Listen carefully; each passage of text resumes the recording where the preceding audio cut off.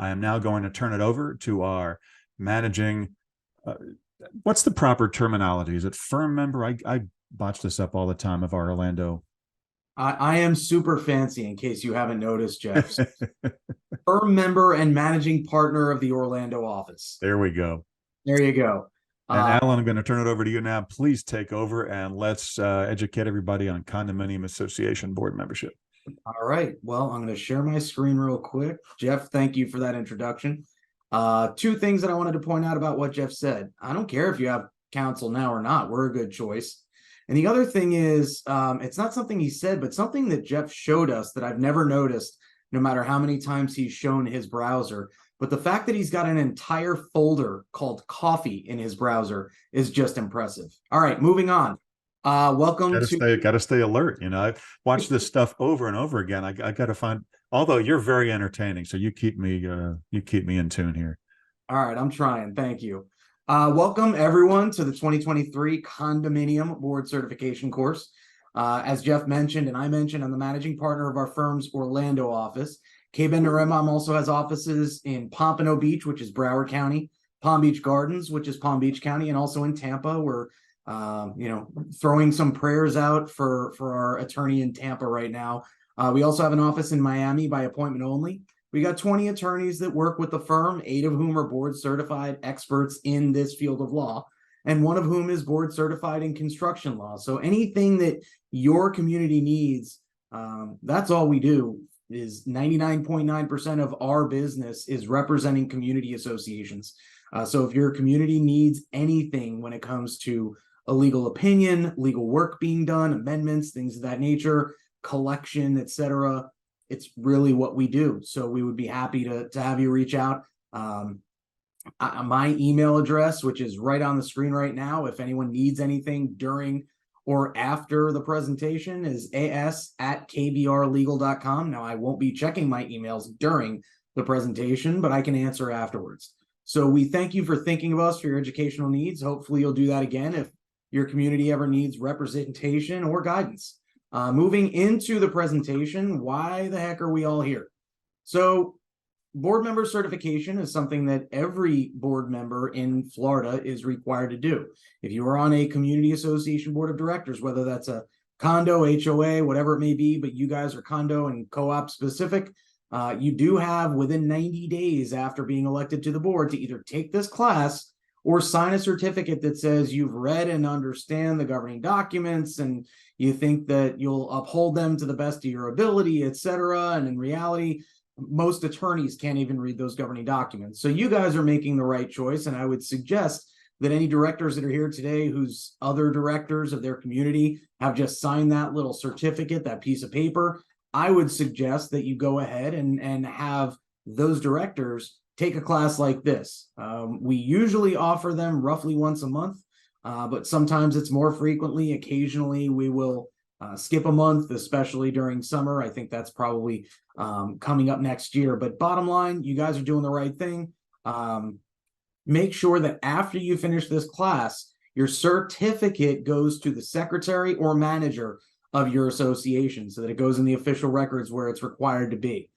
The other thing that I'll point out is you can take this class up to 1 year in advance of serving on the board as well. So if you're not on the board yet, but you plan to be in the future, just keep that certificate that Jeff mentioned when he first jumped on, and you'll be able to hand that to your secretary or your property manager once you are on the board in order to have that count so that you don't have to retake this course.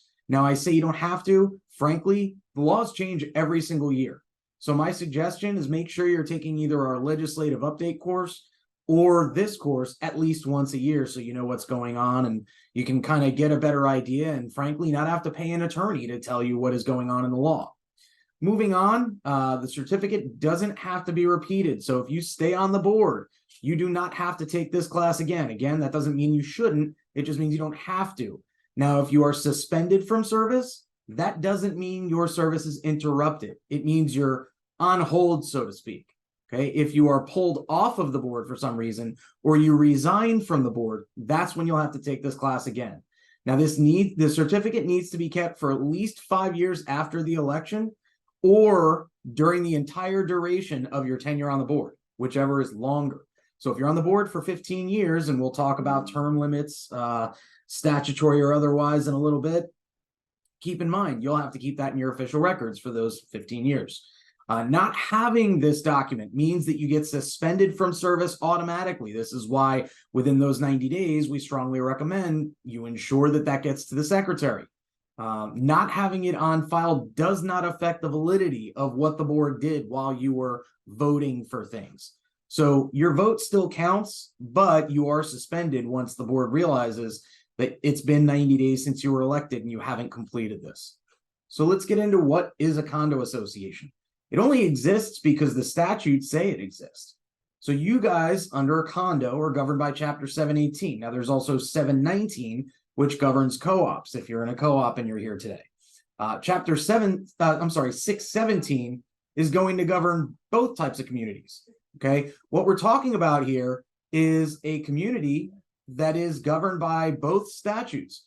Now, when there is a conflict between those statutes, the more specific statute's going to govern. So Chapter 617 talks about not-for-profit corporations. That's why it governs community associations. Every community association, except for some maybe commercial associations and clubs and things like that, everyone in Florida is going to be governed by Chapter 617.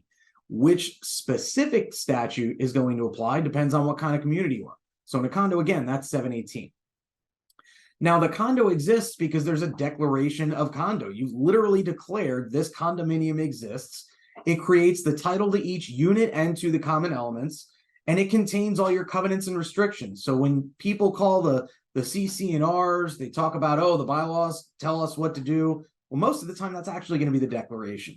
Okay, you wouldn't have a community association that exists without the statute or the declaration. And in a community association, in a condo, all owners own an undivided share in the common elements of that community. So we talk about what a material alteration is, and we'll get into that a little later, but typically that's a change to the actual visible aspect of the property. And that's usually going to be that the board can't make those types of changes absent a 75% vote of the unit owners, unless a lower percentage is allowed in the declaration. What are the powers and duties of a community association? Well, there's a bunch of them. What can we do? What are we allowed to do? What are we required to do? That's what powers and duties are. And we'll go through kind of what they are later, but bottom line, you can sue and be sued. You can do what you need to do. I'm not going to go through the specifics because frankly, we don't have a ton of time. I have 186 slides to get through in roughly 2 hours. So just think about, I'm not going to do the math because that's why I went to law school, so I don't have to do math, but that's a lot of slides to get through in a small time. So we get into the issue of which year's statutes apply. Now, we're going to get a little crazy here, and I'm literally going to get up because I hear that we now have someone here in person. So I'm going to continue what we're talking about, but I'm going to go into my conference room and hopefully the camera will pan over. If not, you'll. Alan will be right back. This is a hybrid. We pardon the short interruption here. This is a hybrid course where we have online in the office, and we had a couple of folks show up into the office. So Alan, you're fine. Thank you. We can hear you. We just don't see you yet.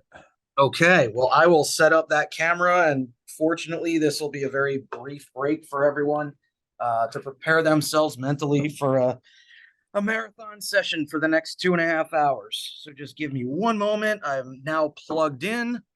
Holy smokes. This is what you call an attorney's packet right here. All right. We've got video of me. So we're going to ask for silence within the room just so that everyone else is not listening to what we're saying. But I'm going to go ahead and move forward. So we talk about back to the presentation, and Jeff, thank you for that interlude. We're talking about which year's statutes apply when we're looking at, well, what do we do? We're not sure if it's the declaration that we should be looking at, the statutes, etc. And that's really going to be something that your attorney should be making a determination. But sometimes the board prefers to just take a look at that stuff. So here's how you do it. And this is in very brief terms. There's a much deeper analysis that you might have to do. But Contract Law 101, the basics of a contract and the constitutional protections afforded to a contract, whatever law was in effect at the time that you entered that contract, When we're talking about a contract, really what we mean is the declaration. So when that declaration was recorded, whatever the law was as of that year is grafted into the contract, that declaration, as though it were actually written into the declaration. Now, the Constitution, both the US and the state of Florida constitutions, protect everyone from retroactive application of laws that do certain things. In other words, you can't have a new statute or an amendment to a statute that says, well, you used to have that right, you don't have it anymore. Now, that doesn't mean it doesn't happen. It just means that your attorney needs to evaluate the issue. Okay, so that's going to protect you from retroactive application of laws that adversely affect or destroy a vested right, meaning a right that you currently have, that impose a new obligation or duty in connection with a previous transaction, meaning you had no obligation to do X before. Now, all of a sudden, you substantively have to do that, whatever that may be, or that imposes new penalties. And that's why we'll get into fining later on, but that's why there is case law that questions whether an association whose declaration didn't provide for fining is even able to levy fines. I think they probably can, but there's case law that might imply otherwise. So then we get into Kaufman language. Now, this comes from a case called Kaufman versus Scheer. It's essentially language that if you have it in your declaration, you might be able to apply those new changes to every statute that comes out after you have had your declaration recorded. What that language is, it needs to say that it incorporates the Condominium Act or the Florida statutes as amended from time to time. That puts everyone on notice that the intent of the declaration is to actually apply everything from start to finish, every amendment to the statutes as they come in. Okay, if you don't have that language, there's an analysis that needs to take place as to which statute is going to apply or whether the declaration will control over the statutes. Does the legislation itself provide guidance? Does it say, well, this applies retroactively? That in and of itself might answer your question as to what applies. If it doesn't say that, are the changes that are being made in the statute substantive or procedural?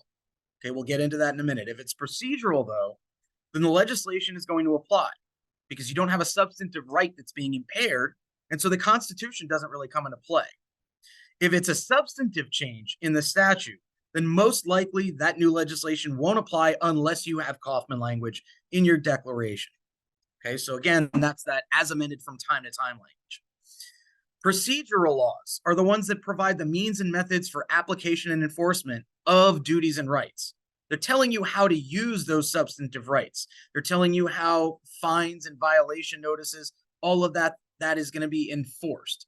That is a procedure. How do you hold your election? Things like that. Then there are separately substantive laws. That's going to control an actual right. So we're talking about configuration or size of a unit, ownership share in the common expenses and surplus or the common elements, appurtenance to the unit, which is common elements, limited common elements, things of that nature. And then a cause of action also becomes a vested right once it accrues. In other words, if you've got the right to file a lawsuit and the legislation changes to say, well, we know you had that right before, you don't have that right anymore, then it depends whether your declaration contains that language or not as to whether or not you still have the right to file that lawsuit. Okay, conflicts between the declaration, articles, and bylaws. So we talked about what happens if there's a conflict between the statutes and the declaration. Now we're going to talk about conflicts within your governing documents. And because these are generally not drafted the best way, they often will conflict between themselves. So how do you decide? I'm going to ask just that we hold all the questions, even if you're in the room until the end, so that there's no interruptions. We get through all the material just because there's a ton of it to get through. So if there's a conflict between your governing documents, and if you want to write down those questions during the Q&A, I'll answer them. If there's a conflict between your governing documents, then you're going to look at exactly what this says. A little dab will do you. I don't know if you remember that expression, but it's basically declaration, articles, bylaws in that order. Okay. So what you want to look at is, what does each one of these governing documents do? And why are we giving preference to one over the other? Well, that's what I'm about to explain. So if you've got one of these conflicts, the first thing I'm going to say is amend your governing documents to get rid of the conflict. And then your attorneys and the other side of any conflict won't have to fight about legal issues. They can fight about the facts. Okay, so getting into the declaration, this is, again, your covenants, conditions, restrictions, whatever you want to call it, might include easements, etc. But it's basically the constitution of your association. What this document says is we're creating a condominium. The condo didn't exist until we signed and recorded this document. That's what the statute basically says. If there's no declaration, there's no condo units, there's no common elements, etc. Because this is like a constitution, this is the contract between the members and the association, the entity that operates the community. It runs with the land, and it's going to be looked at as presumed valid. Anything that's in your declaration, a court is going to presume that that's valid unless there's some case law that says you can't have that. So, for example, just a couple of years ago, surprisingly enough, I actually was involved in the process of amending out a provision that says no Blacks or Jews may live in our community. There's case law and federal law that says that is not enforceable. You can't have it. Okay, so that is something that would not be enforceable. There's no presumption of validity because Florida law and federal law say it can't be valid. But anything else is going to be presumed valid if it's in your declaration, whether it's reasonable or not, by the way. I mean, think about the fact that you can foreclose assessments if they're not paid. You can take someone's house because they didn't pay $100 over the course of a year. That may not be reasonable from some people's perspective, but it's going to be upheld if it's in your declaration. Moving on, your articles of incorporation, very simply stated, it's going to state the name and purpose of the corporation and the initial officers that are being named for that corporation. That's something you don't necessarily need to update the articles, but keep in mind, as a corporation, as a not-for-profit corporation, like we discussed earlier, you do have an obligation to file an annual report with the Department of Division of Corporations for the state of Florida. So remember that if you don't have a property manager, especially, because if you do, they should be doing it. But a lot of communities will forget that once a year, you do have to file that annual report and pay your fee so that your corporation remains active with the state of Florida. Moving on to the bylaws, most people think that this is going to control the day-to-day operation of your community.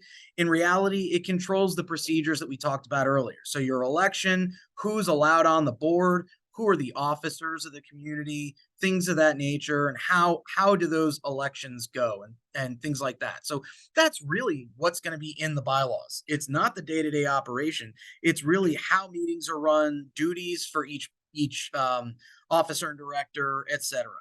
Now, finally, keep in mind, any of these that I've mentioned are, unless there's a provision that says otherwise in those documents, a member vote is required. So we're presuming that most, if not all, of what is in these documents is going to be valid and enforceable.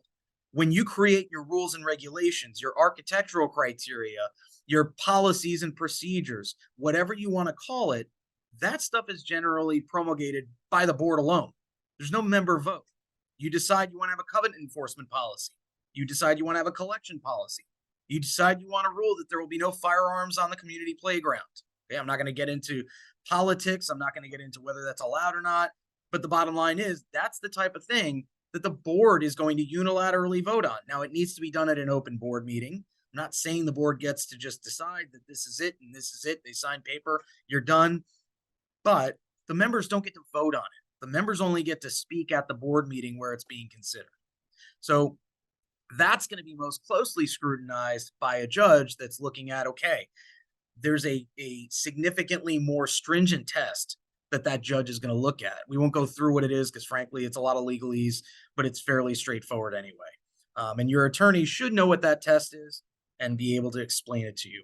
We're going to move on to transfer fees. This is basically what happens when someone sells or refinances a unit. Estoppel certificates are another issue we'll talk about in a moment. So transfer fees are generally not allowed. A condo can't charge a fee in connection with the sale, mortgage, lease, or other transfer of property unless the declaration, articles, or bylaws say you can. Now, that fee is capped at $150 per applicant. But if it's a husband and wife or a parent and a dependent child, those are considered one applicant. Okay, if the lease or sublease is a renewal, then there's no charge for that either. In other words, you've been in the community 5 years. Every year you have to sign a new lease. That doesn't mean that you have to pay the association a new fee every year. Okay. Security deposits are a separate but similar issue. Okay. If the association's authorized in the governing documents, the declaration of the bylaws, they can require that a proposed tenant, I can't, pay the cost of whatever that security deposit might be. Now, what you want to look at is, does the declaration authorize this? Do the bylaws authorize this? Okay. If so, the max amount is 1 month's rent, whatever that 1 month's rent is, and it needs to be kept in a separate escrow account that's maintained by the association. Okay. It's really to protect against damages to common elements or association property. It's not just, well, this is our pet fee. Associations don't get to charge that stuff. A payment of interest, other things like that are handled as though it's a landlord-tenant dispute. Now, the question is, do you become a landlord by virtue of accepting the security deposit? The answer is no. But there is a question that you should have answered in your governing documents as to who gets to keep that money and who gets the money returned and refunded at the end of that lease. Because if there's no specificity in your governing documents or in the document that they need to sign, which your attorney should be preparing, that dictates how that deposit is made, where the money is stored, etc. I've actually seen instances where a tenant paid a security deposit, the tenant and the landlord both said, that's my money, I'm moving out, I need it back. And the association's documents didn't clarify who gets it. So we actually had to file an interpleader lawsuit, which is basically filing a lawsuit telling the judge, listen, these parties are arguing about something we have. We want to give it to the court and let the court decide who gets it and ask for our attorney's fees and costs back. The problem is, in that instance, and it's not rare, that was a $5,000 attorney's fee to file the lawsuit, get everyone served, and extricate ourselves from the lawsuit after the funds were deposited. It was only $3,000 deposit. So you're already trying to collect from other people. I would rather have an association spend $2,000 to $3,000, if that, amending the governing documents to clarify, here's who gets that money, or preparing a form. Now, when I say $2,000 to $3,000, that's usually going to be an overestimate for that kind of amendment, but you never know. Moving on, since we have a lot to talk about, estoppel certificates are very important. If you get a request for an estoppel certificate, and let me explain what this is before we move on. It's essentially a document that says everything that's owed to the association, all the problems with this particular unit, all of the violations that are pending and need to be cured prior to the closing of whatever this transaction may be, etc. So it's a bunch of information regarding the association and a bunch of information regarding the unit, and you need to provide it to whoever requested it within 10 business days after you receive that request. Okay, it needs to be made in writing or electronic. So someone calling you and saying, I need an estoppel, is generally not going to be good enough. The association needs to put on its website, presuming that there is an association website that needs to be maintained, whoever is going to receive these requests for estoppel certificates. Okay, it's got to be a street address or an email address. And then they need to be completed by someone that's authorized to complete it on behalf of the association, provided by hand delivery, which I've never seen, regular mail, which I've almost never seen, or email, which is almost always the way that this is delivered, on the date that it's issued. Now, if it's issued via mail, it's good for 35 days. If it's issued via email or hand delivered, it's going to be good for 30 days. So what you want to do is email it over. This way, you don't have to give them another 5 days that this thing is going to be valid. If you're providing that additional time, then what you are doing is forcing yourself to include everything that might come due during those 35 days instead of 30. And the reason for that is anything that's not included in that estoppel certificate is going to be something that is no longer collectible by the association. So you want to make sure that this is something that includes everything, every problem you have, because whether it's a violation, whether it's a collection of unpaid assessments, whether it's an assessment that's going to come due while this estoppel certificate's valid, doesn't matter what it is. If you don't include everything you need to include, you'll excuse me, the legal term is SOL. Okay. that's out of luck, and I won't talk about the first part of that.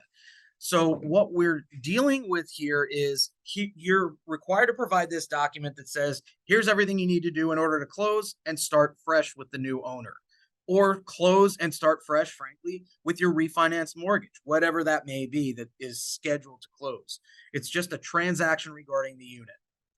Now, given the time frame supplied, keep in mind, I think we get into this in the next slide or maybe shortly after.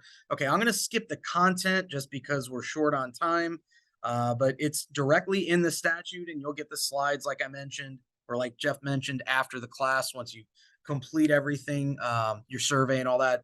But what I want to mention is if you don't provide this on time, you don't get to charge any of the fees you're seeing on the screen here. Okay, you can't charge any fee regardless of how quickly you do it, how many units it's for, etc., if you don't do it within the 10 business days that are provided by the statute after you receive the request. Okay, now there are fees that can be charged. It's up to $299 if there's no delinquency. Now, all of this needs to generally be at least authorized in a board resolution. I would recommend, it's so simple to get that resolution out, that you go ahead and do it if you haven't already. And keep in mind also, the dollar figures that you have may be outdated because these rates just changed in 2022. So you might need a new resolution or amended resolution or something of that nature just to make sure that these figures are updated and you're collecting what you're entitled to collect. If there's a delinquency, you can add $179 to that $299 fee. If the person requesting it asks for it within 3 business days and you produce it within 3 business days, there's another $119 fee. And I think that's it when it comes to the fees. Let's move on. If there are multiple properties, if you're talking about a bunch of different units, these are the fees that you're allowed to charge instead of the initial $299. So I'm not going to go through them in detail. I think you're capable, hopefully, of reading through them if you've made it onto your board or you're here today.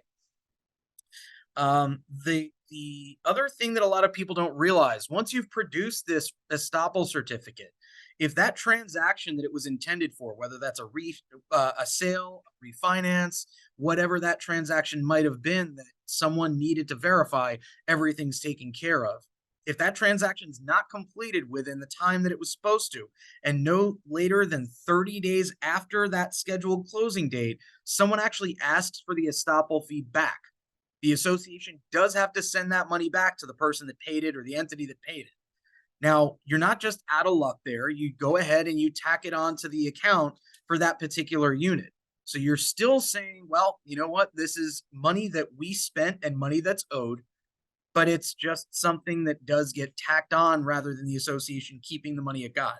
My suggestion as a result is that you keep that money not necessarily separate, but at a bare minimum, keep it accessible until after you're informed that that transaction is closed, because otherwise you may have to pay back money that's simply not in your account. Now, if you're having that much of a financial crisis that less than $1,000 fee is something you don't have in your association account, we need to talk about your budgeting, and we'll get into that later. But bottom line, we need to talk about your budgeting and your collection practices. Moving forward, we talked about adjustment happens every 5 years. So again, the fee was changed in 2022. Don't expect it again until 27. And this is one that unfortunately is not increased for inflation. It's just a decision is made every 5 years, what it should be upped to, so to speak. So don't expect that to change anytime soon. We went through when this is good through 30 or 35 days, depending how you send it.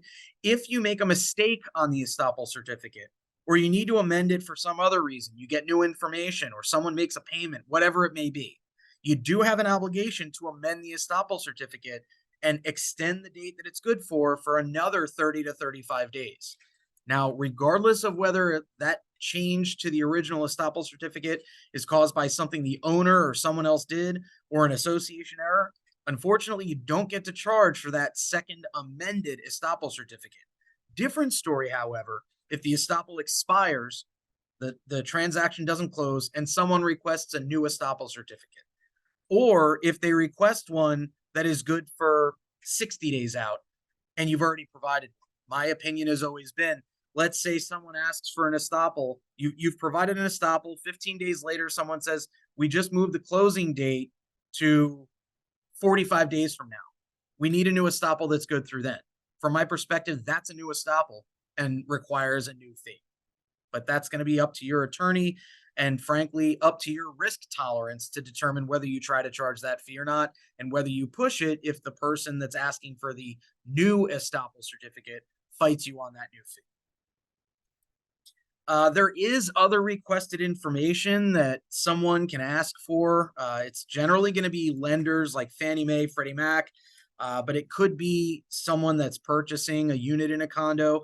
If the fee doesn't exceed $150 for preparing that information or photocopying any attorney's fees, let me rephrase that.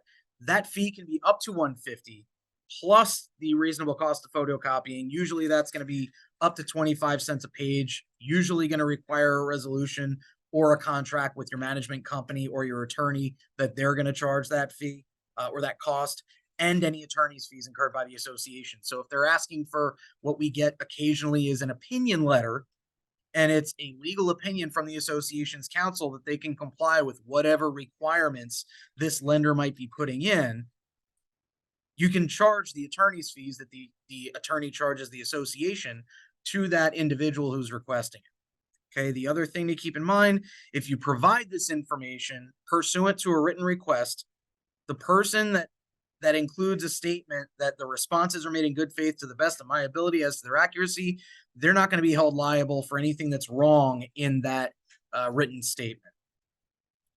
Okay, condo Q&A sheet is something that the association should keep up to date. Speaking of defects, one of the changes, and we talk about the seller's duty to provide the buyer notice of all hidden defects. That's why I came up with defects.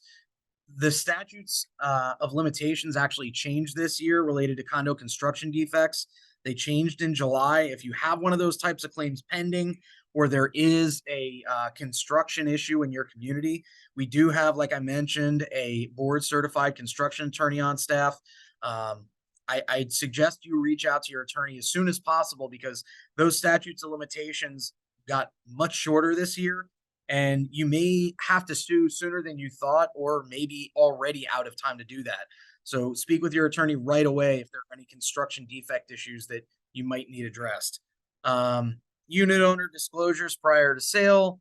Each prospective purchaser, seems like it's time to take a sip of water, who's entered a contract for purchase of a unit from a non-developer unit owner is entitled at the seller's expense to current copies of the governing documents of the association, certain financial information required by the Florida statutes, and the Q&A sheet of the association.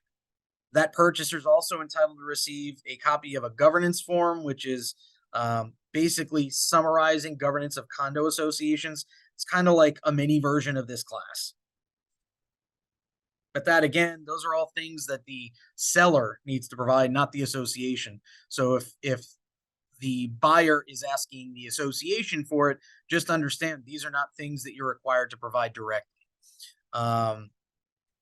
So the governance form, it's just going to address, like I said, how the association is run. It's like a baby version of what we're talking about today. Okay, we'll skip that. Use rights suspensions, voting suspensions, and fining is a topic that I lecture on fairly frequently. I try not to announce, but everyone keeps telling me I should, that I literally wrote the book on the subject for HOAs and on the defenses to this stuff for condos. So if you've got questions about this stuff, especially, it is definitely a topic that I'm comfortable discussing. Fines and use right suspension. So this is for everything except for failing to pay a monetary obligation. This is violations of your covenants.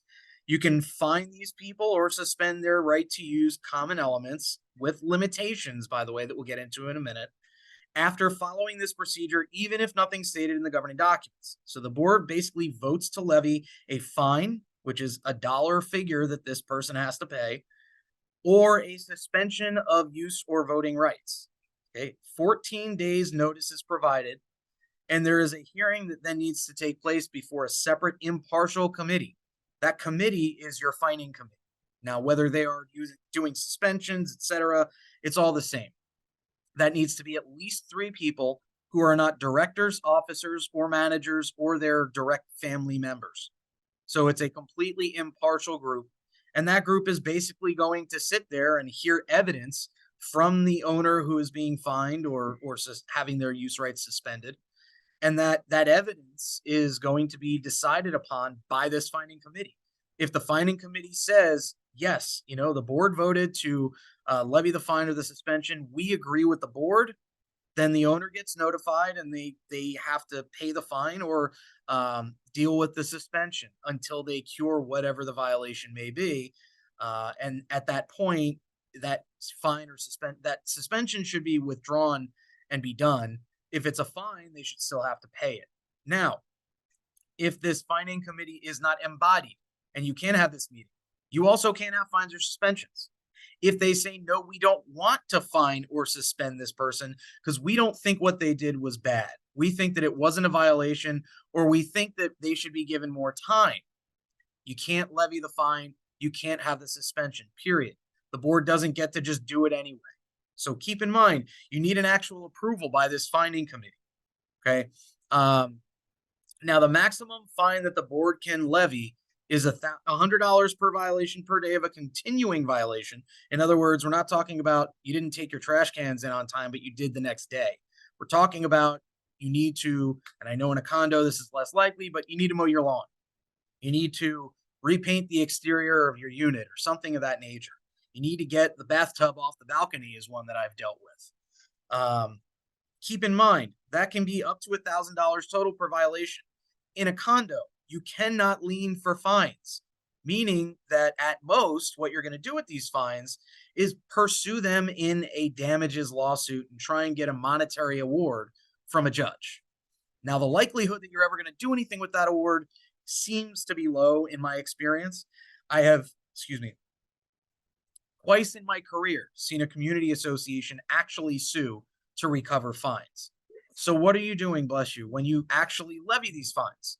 You're killing the board's credibility. You're telling people, well, we're going to tell you you're bad, you're bad, you're bad, you did this wrong. We went through this entire process and now nothing. So my suggestion is forget the fines. If they're working in your community, great. If people are thinking that you're actually going to pursue them and you haven't killed your credibility by waiting until someone has an estoppel certificate requested and then waiving the fines inevitably, or waiting the 5 years so that the fines disappear thanks to the statute of limitations, fine. If you're actually enforcing them, that's great. Go for it.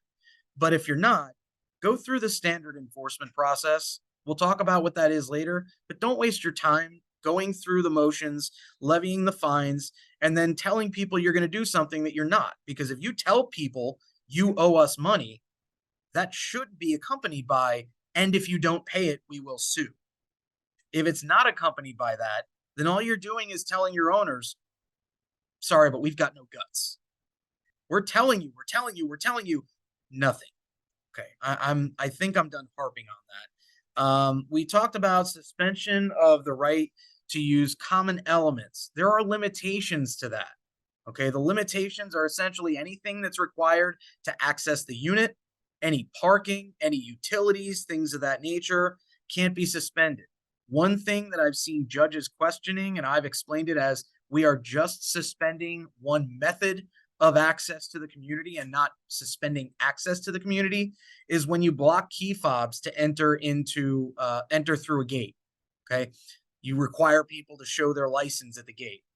That can be a really effective tool, especially in a rental community where that tenant is going to be very angry with the owner who's not providing the easy access that they think they're paying for. The other thing to keep in mind, that can be very effective. Some things that might not be as effective depending on your community.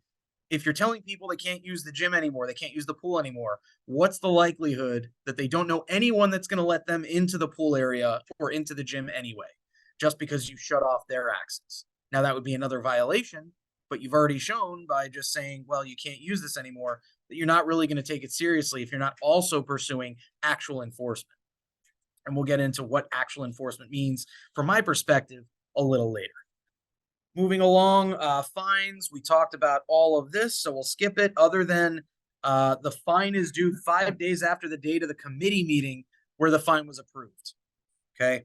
The other thing about fines, you're basically doing the judge's job, and judges don't really like that. So you're sitting there and taking evidence, you're making a decision, you're doing exactly what a judge does when you're on that fining committee. Judges don't necessarily like that. Judges also don't like fines for minimal violations. Okay. Again, enforcement process, enforcement policy, follow it. We'll move along, but I will explain again. I will explain what that means later. Another avenue that we haven't really discussed is a rent demand. So if you know that this property owes you money, whether that's fines, maintenance fees, special assessments, or anything else, you can send a demand that the tenants in that property pay whatever rent they would have paid to the owner, to the association instead, until that debt is paid in full. And after it's paid, you send them a notice saying, go ahead and pay your landlord. The statute allows this. It also says that if you do it and you tell the tenant they need to pay and they actually pay the rent to you, they are protected under Florida law from being evicted for non-payment of the rent. So that is something that is not in the statutory form notice, but I copy and paste that portion of the statute into all of my rent demand notices anyway to place them directly on notice. Hey, I understand your concern is probably that you'll get kicked out of this place if you pay us instead of your landlord. Just understand that's not an option available to them. You've got a defense. Now, if it's a suspension for failing to pay monetary obligations, you don't need to have that meeting of the separate committee. You just have to have a board meeting. So if they're delinquent 90 days in the payment of any fee, fine, or other monetary obligation, and I think the statute was changed so that it has to be at least $1,000. But don't quote me on that one right now. I can look it up later. If anyone is curious, just go ahead and email me again, as@kbrlegal.com, and I will get you the answer after the webinar is done. So the board does need, however, to provide the notice that the suspension is going into effect. And it's the same suspension. It's just a different criteria, by the way. The motion can be done one time, meaning for multiple units. If it's done properly at a properly noticed board meeting, the risk in doing that is someone claims, well, I didn't get direct notice that I was going to be one of the 20 people who were in violation or delinquent in monetary obligations and that my use rights were going to be suspended. I think that's a garbage argument, but when you're in front of a judge, you literally never know what their decision is going to be, whether there's precedent to support your position or not. So you're taking some risk if you decide to do this instead of going unit by unit and saying unit number 23, unit number 25, unit number 28, and going and voting based on each unit. Let's see. So the suspension applies to anyone that comes to visit the unit, whether they live there or not, and whether they're the owner or not.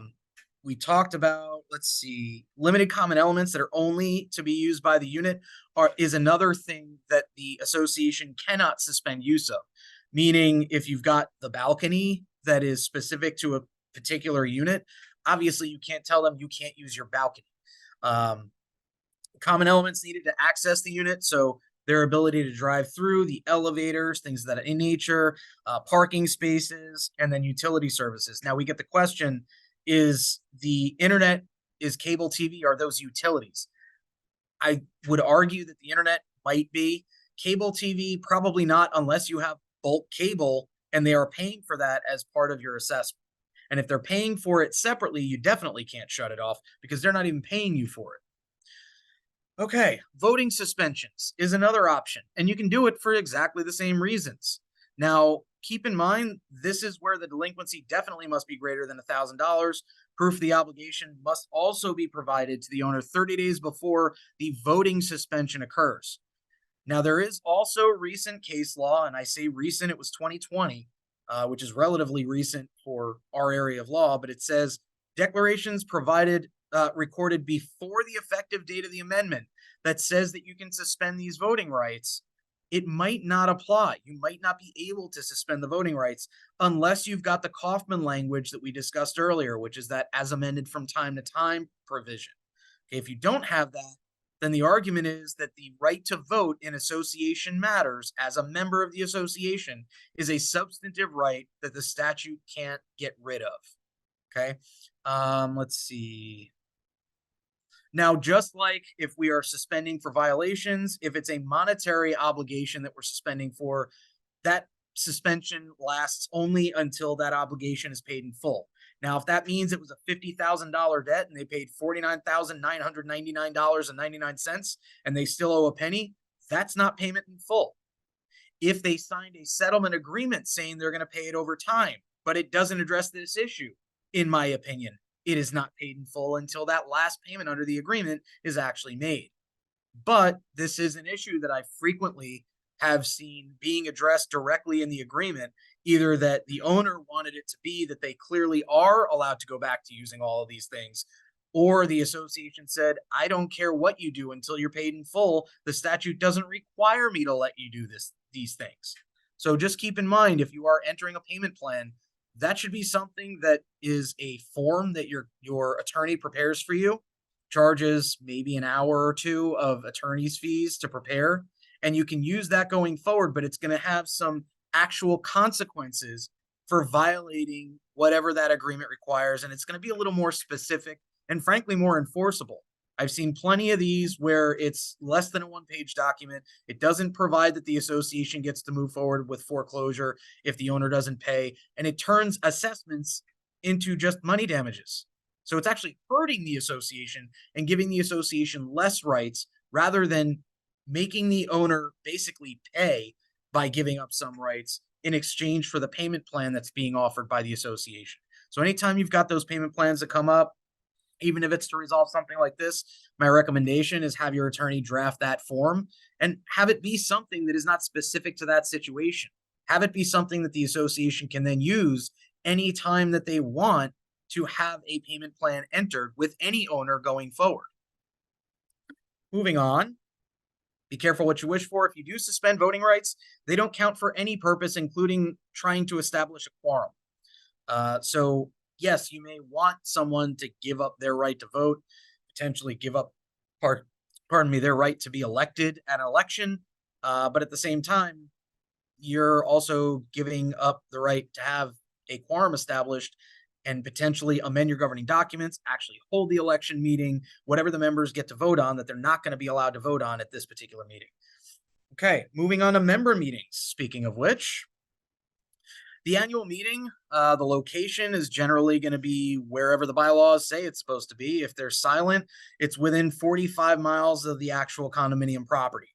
Special member meetings are basically all meetings other than the annual meeting, and that's held whenever the board calls one, or when a written request of at least 10% or whatever percentage is in the governing documents of the members call for a specific purpose to have a meeting. That could be an amendment, it could be a recall, it could be to waive or partially fund reserves to the extent you're allowed to, which we'll get into later. Members are entitled to at least 14 days notice in writing of any member meetings. That can be via mail, hand delivery, or electronic delivery. And the person that gives that notice should be signing an affidavit and adding it to the association's records to prove that the notice was actually provided, even if people didn't get it. There needs to be an agenda for every single meeting. What that also does for the association is limits what the members are allowed to sit there and try and bring up, instead of having basically a filibuster where one member is talking for 3 hours about something that wasn't even on the agenda.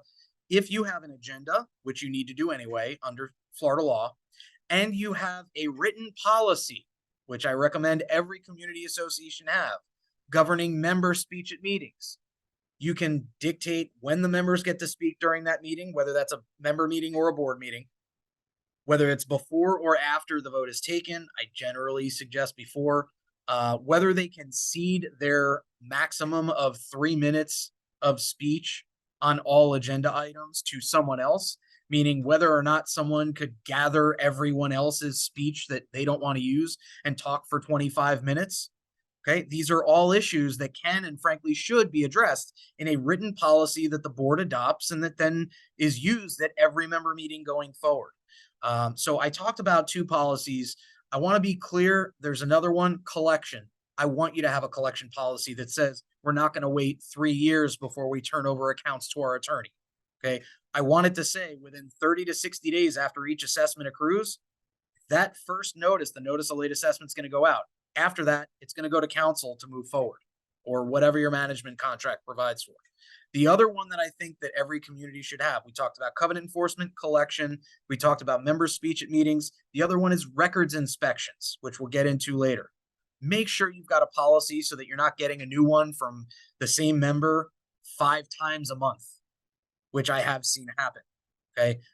You want to clarify where this inspection is going to occur, when it's going to occur, how it's going to occur, and how frequently people are allowed to ask for it, how long they're allowed to take of the board or management's time in performing that inspection, etc.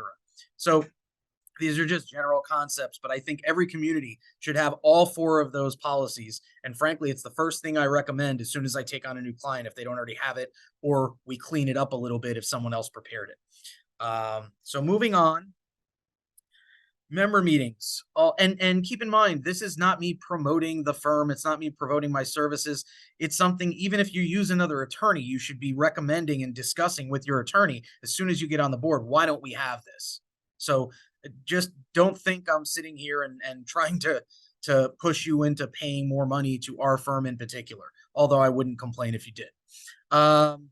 Okay, we talked about proof of notice. That's just the affidavit that goes into the association files.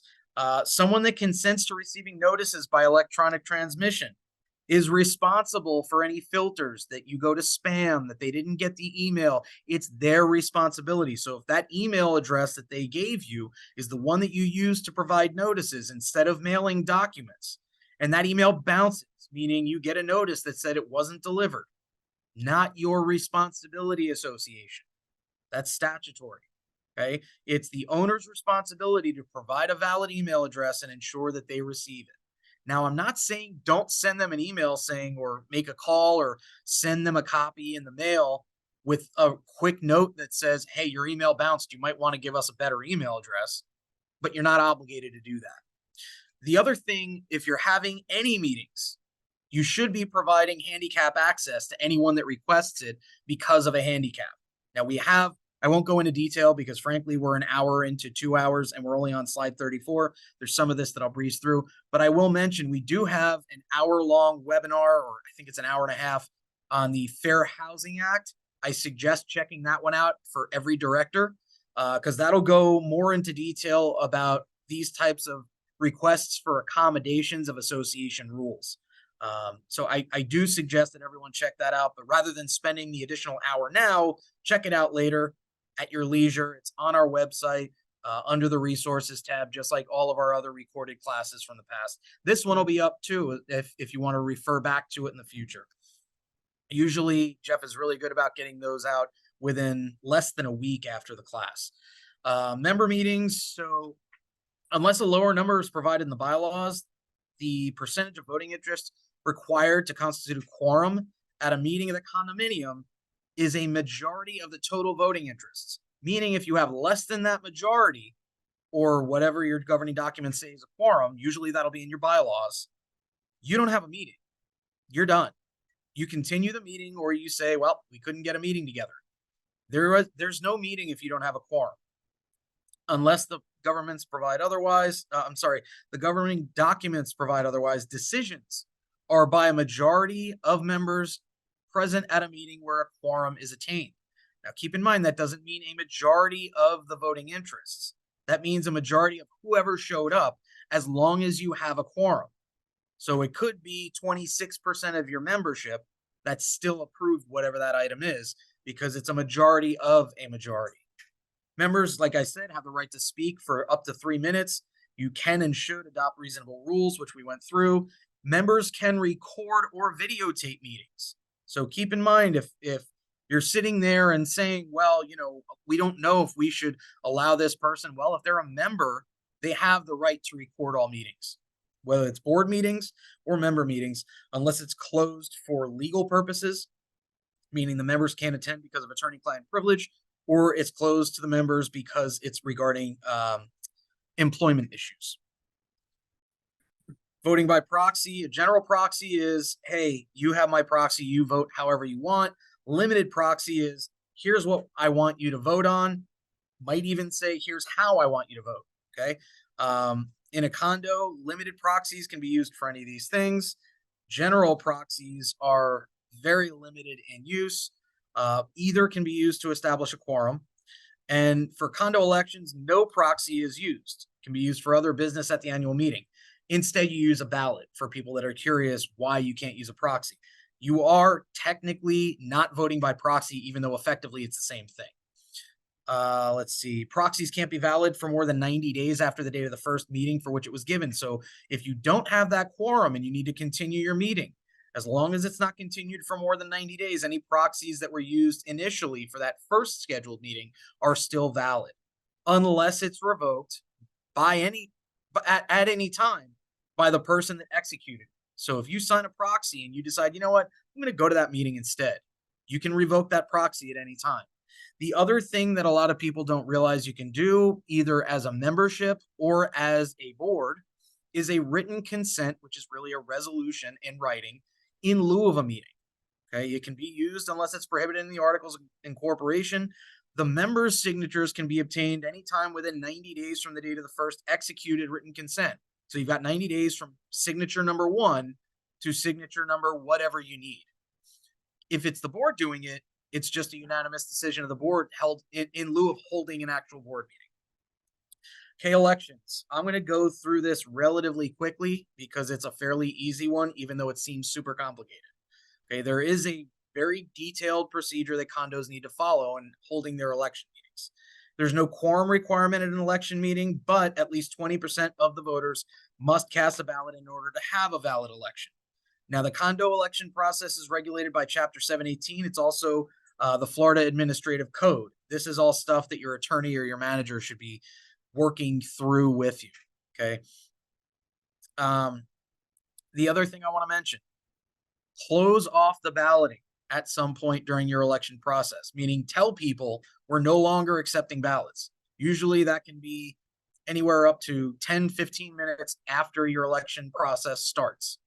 What that allows you to do is go through what the process is that I'm going to mention in a minute without having to go back a step every time a new ballot is submitted. So usually I will suggest that people actually put up a sign at the meeting, whether it's held via Zoom or in person, that says balloting will end at whatever time. And then at that time, you make an announcement that actually says, we're not accepting any more ballots.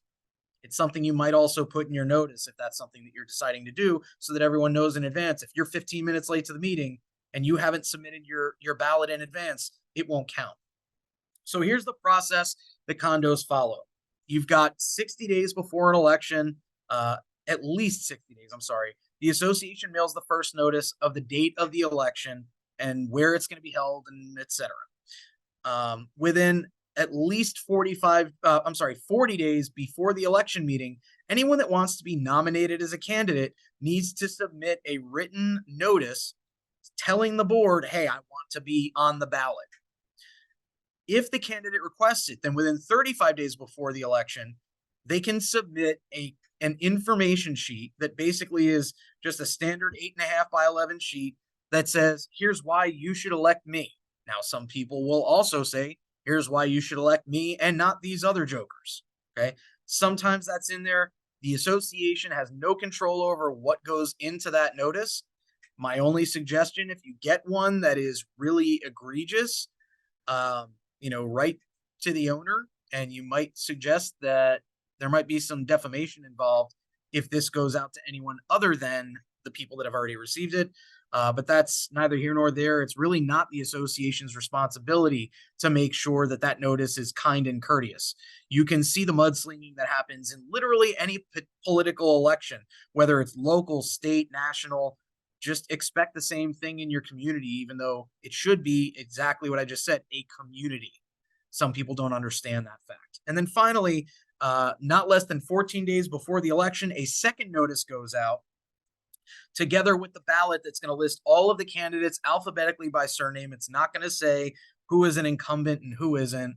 And here's how that procedure works. Okay, once you've gathered all these ballots, either they came in via mail, they were submitted in some other method. If you're using electronic notices, you might not have to do anything with those electronic ballots. Usually your vendor's going to handle that. And anything that you got in hand, mailed to you or hand delivered, you're going to take. and put in a pile. Sometimes it's multiple piles depending on the size of the community. Okay.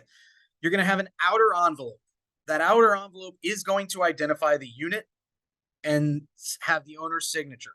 That's what you're going to use to check off against your roster to show, okay, well, this person voted, they only voted once, and they were entitled to vote. If all of that comes out clean, meaning they're entitled to vote, they only voted once, or if they own only one unit, they only voted once. If they own two, they can submit two separate ones, etc. Okay, if that all comes back clean, so to speak, then you move on to the next step. You open those envelopes.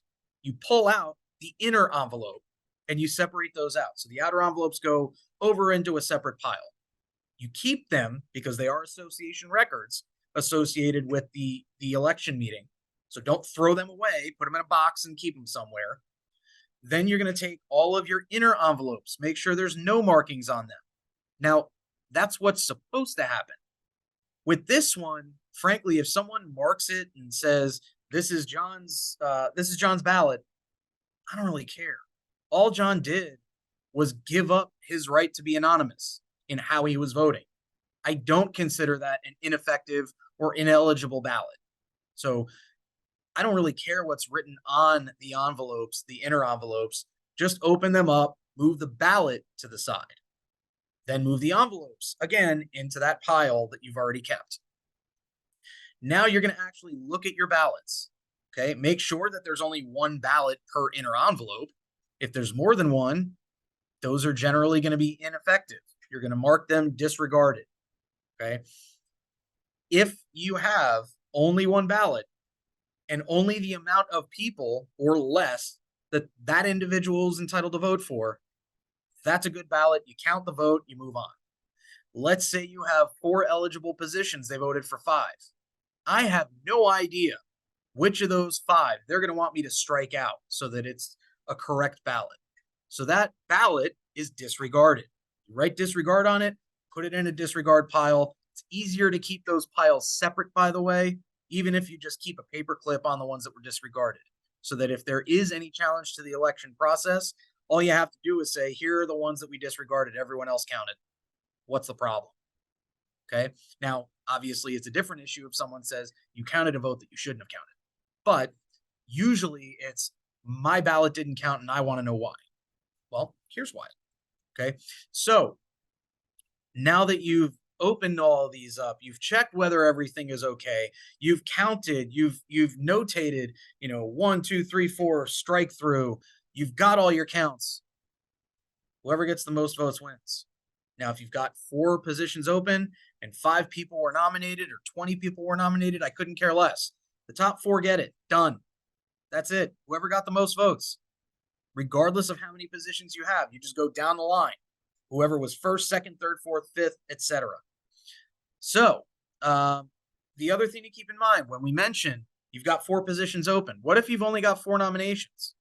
Congratulations, you just missed the requirement to have an election. Okay, you don't have to have an election if you've only got as many nominees as you have open positions. Why would you waste your time? Okay, that's election by acclamation. Is there's either less candidates or the same number of candidates. Why would you have an election? You're voting for the people you know will win. Just put them on the board. Move on. Have a nice day. The other thing, if you don't get that quorum and you can't have an election, I hear people complaining all the time, which is dead wrong. Oh, well, they haven't had an election meeting in the last 5 years, blah, blah, blah, blah, blah, blah, blah, blah.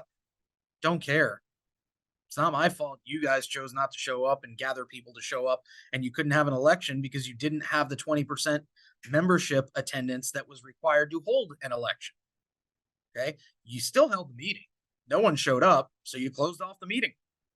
Balloting was done. 5 people showed up. Why are we going to sit there for 5 hours waiting for you?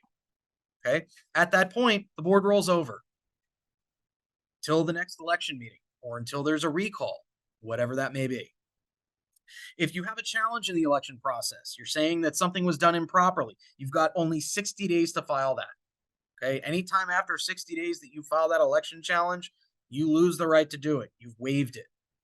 The other thing I mentioned, official records, you keep those ballots, the sign-in sheets, pardon me, even the envelopes, all other papers regarding the voting for at least 1 year after the date of the election.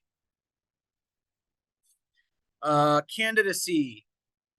Candidate is literally anyone that is eligible to serve. Anyone is eligible to serve with very limited exceptions, as long as they nominate themselves within that 40-day time frame. Now, why would you not be eligible to serve? You've been convicted of a felony or something that would be a felony if it was done in Florida, and your civil rights haven't been restored for at least 5 years as of the date you're seeking election. If you find later, because you didn't perform a criminal background check on this person, that they hadn't had their civil rights restored within 5 years before they sought to be on the board, nothing that they've done, just like if you should have been removed from the board because you didn't have this certification, nothing that they've done is invalid. It's just that they come off of the board, to be clear. A person that's been suspended or removed by the division is not eligible. In other words, if it was found that this person already did something wrong as a previous director, they can't come back on. Someone that's delinquent in the payment of any assessment due to the association as of the deadline to submit their intent to be a candidate is not eligible. And in a person that is serving on the board who becomes more than 90 days delinquent is also not eligible to sit on the board. Okay, usually I go through my examples. I'm not going to take the time to do that because, frankly, we don't have the time. Let's see. Election of directors. Term expires whenever the next election happens. There may be term limits, meaning your governing documents might provide term limits. Alternatively, the Florida statutes say you can't serve for more than 8 years unless there's no one else that wants to serve. Or unless it's approved by 2/3 of all votes cast at the election. Condo co-owners, if you have more than 10 units, co-owners can't serve as members of the board unless there is no one else that wants to serve. Terms expire at the next election. Now, keep in mind, I said this 8-year statutory term limit, that went into effect in 2018. So we're not quite at the point where that's really going to kick in because the legislature didn't expressly make that retroactive. So keep in mind that might not be effective yet, but it will be in the next, looks like, around 3 years. Okay, we talked about this process, so we're going to skip through this. The officers, the board basically gets to decide who the officers of your community are going to be. So people that try and say, well, I'm the board president, there is no board president. Let's talk actually about those 3 hats that you might wear if you're sitting in on this meeting. Okay. One is the hat of a member. A member is literally, and I know I've used that term, so let's clarify what it actually means. A member is literally anyone that owns a unit in the condo. Done. Okay. Then you've got the board, the directors. These are the people that make motions on behalf of the board, second motions on behalf of the board, vote on motions, and discuss what the association should be doing. Anything the members don't get to vote on, the board decides instead. Okay. The officers don't decide a damn thing. So let's be clear on that. The officers have responsibilities that they are provided under your bylaws. Now, a lot of times, the secretary's responsibilities, the treasurer's responsibilities are going to actually be taken on by your property manager if you have one. The president is really just the mouthpiece of the association. They are the one that's going to sign association contracts. Another suggestion, free of charge. If you have any doubt that your president is going to do that unilaterally, which I've seen many times without board authority, signing contracts without the board actually voting, have a resolution of the board that says the secretary must also countersign any contract of the association in order for it to be valid.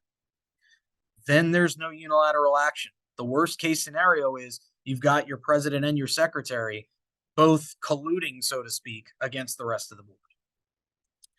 Okay, there's no prohibition against changing officers midstream. In other words, if your president is doing something like that, you don't have to have a recall to pull them off the board altogether in order to curtail that behavior. You can do what I just suggested and have a resolution that the secretary co-signs, or you can just have them shifted to another officer position or removed as an officer altogether and appoint someone else as president that won't pull the same crap. So that would be my suggestion when you come across that situation. Electronic voting is an option. Frankly, it's a good one, especially for larger communities or communities where you're having a tough time getting your members to actually vote on anything, because it's very easy. And this is not me promoting any particular vendor, but the bottom line is it's a lot easier for someone to click through something on their phone, like an e-signed document, versus filling out a piece of paper and sending it back in the mail or physically showing up at a meeting to vote. So that's something that I suggest considering. It just makes life easier for everyone involved. It makes getting the votes easier. I won't go into it in detail because frankly, most of what's here is something that your vendor is going to go through with you. Just keep in mind, if you use electronic voting, that doesn't mean your entire community has agreed to vote that way. It means that the people that sign up for that electronic voting vendor are agreeing to vote that way. You still need to have the vote done by everyone else in your community the normal way, so to speak. Okay, we talked about your board, who does what. The most important thing that you're going to hear all day today, and I will say it slowly as compared to everything else that I've said today, the directors and officers of your community each have a fiduciary responsibility to the community as a whole. What that means for you, okay, that's the same responsibility as a trustee of the association. It is the highest duty imposed under Florida law, meaning you have to do what is in your reasonable belief, the best interest of the association, even if it hurts your personal interests. I'll repeat that. You must do what you reasonably believe to be in the association's best interest, even if it hurts you. That is your legal obligation as a member of the board. Now, yes, you can be sued individually for failing to comply with that obligation. Here's why your directors and officers liability insurance policy is your third most important bill. Your most important is your manager, second is ours. Third is your directors and officers liability insurance policy. Okay, that's the policy that says if someone sues the directors, not just the association, someone sues the officers, not just the association, that policy will cover your defense instead of you having to hire a separate lawyer. Now, a lot of community association documents will provide indemnity to the directors and officers. What that means is the association will still foot the bill for paying for your defense. Whether that means that if you're found to have done something really egregious, they're going to foot the bill for any damages awarded as well. Probably not, might be. Okay. The good news is this is a high standard. You might get sued individually, but you are judged by the dumbest person in the room standard. And I literally call it that because if you relied on advice of counsel, you relied on advice of experts, you relied on advice of your landscaper, okay, and it's hopefully advice in writing, in your business judgment, you believe that this was in the best interest of the association, that's not a breach of fiduciary duty. Okay, except for if you do certain things that are statutorily a breach of fiduciary duty, like this year it was made, or last year it was made a breach of fiduciary duty not to get some of the inspections done that condos now need to have. Again, separate class, not something we'll discuss in detail today. Check out my recent legislative update that I did, I think it was the 15th of this month, for a lot of detail. But frankly, the easiest way to check it out without spending an hour and a half watching that is to go to Rembaum's Roundup, which is our bi-weekly, I think, email from Jeff Rembaum, one of my partners, name's on the door. And it's basically just a legal update in writing that you can just read through and see. Here's everything that's happened. I believe it's still the most recent roundup he's done. So if you go on KBR Legal under the resources tab and check out Rembaum's Roundup, I would strongly suggest checking that one out if you want to know what some of the changes were that came out last year, some of the changes that were also made this year to those same statutes regarding association reserves, which is a major issue, but it's just we're sitting here at 118 on slide 51, so I just won't have time to go through it in detail today. It's in the chat, and the link always stays the same, so you can save that link. Thank you, Jeff. Okay. Like I mentioned earlier, unless the members are allowed to make a decision on behalf of the association, all of the decisions are made by the board. Now, like I also said, no individual director, not even the president, should be making unilateral decisions unless the board delegated that authority to that person. So the board's generally responsible for the maintenance and operation of the association. So then we get into what is a board meeting? And this is, it seems really clear. Okay. A board meeting occurs whenever a quorum of directors gathers and conducts association business. Problem is, the statute doesn't actually define what the hell conducting association business means. So there is an argument, and I'm sure I'm going to get emails about this particular discussion, but there is an argument that if you simply meet up, for example, I have a meeting tomorrow with a potential client, they emailed with multiple different attorneys, multiple different law firms. They are meeting with a couple law firms for an exploratory meeting as to what each firm has to offer, etc. Is that conducting association business when they know they've already decided that they're not going to vote on which firm to work with? They're going to have that discussion in a separate meeting, open in front of the members. But they're conducting their investigation as to which vendors to even consider in a closed meeting with just the attorneys. My opinion, that's not conducting business. That's investigation. Now, I know that there are a lot of people that will tell you anything that the association does, anything that the association discusses, that the board discusses, whether a decision's made or not, is conducting business, if it pertains in any way to the operation of the association. I don't necessarily disagree, but that's an extremely risk-averse position to take. Some boards are extremely risk-averse. Some are more open to, listen, the likelihood that anyone is, and keep in mind what we're talking about here is what's going to avoid getting us sued. And if we get sued, what's going to avoid having us lose that lawsuit? So I pose the question, what is the likelihood that someone is going to sue the association because they interviewed a lawyer without the members present? I just don't see it happening. And I don't see a judge saying, you know what, you're entitled to a bunch of damages or whatever you may be asking for because they met with a lawyer who is a professional that they might be hiring without wanting to have the members asking 8 million questions and frankly having the right to ask 8 million questions when they knew they wouldn't be voting. So there's no sunshine law, by the way. That's a government issue. But there is a statute that says what I said earlier. So just keep in mind, if you're out having happy hour drinks and there's 3 of 5 directors sitting together and they start talking about, oh, we should have a party. Yeah, let's do it now on this date, in this location, in the clubhouse, blah, blah, blah. It's up to your board how risk averse you want to be as to whether or not that constitutes a board meeting. If it does, I think we get to that next. Nope, maybe not. I'll talk about it instead then. If it does, the members are entitled to attend every board meeting, except for if there's privilege with an attorney present, or there is an employment issue being discussed. The members are allowed to speak just like at member meetings. And just like at member meetings, that policy that I mentioned earlier should govern member and board meetings so that the members are limited in how much, frankly, they can intervene in the board's decision-making capacity.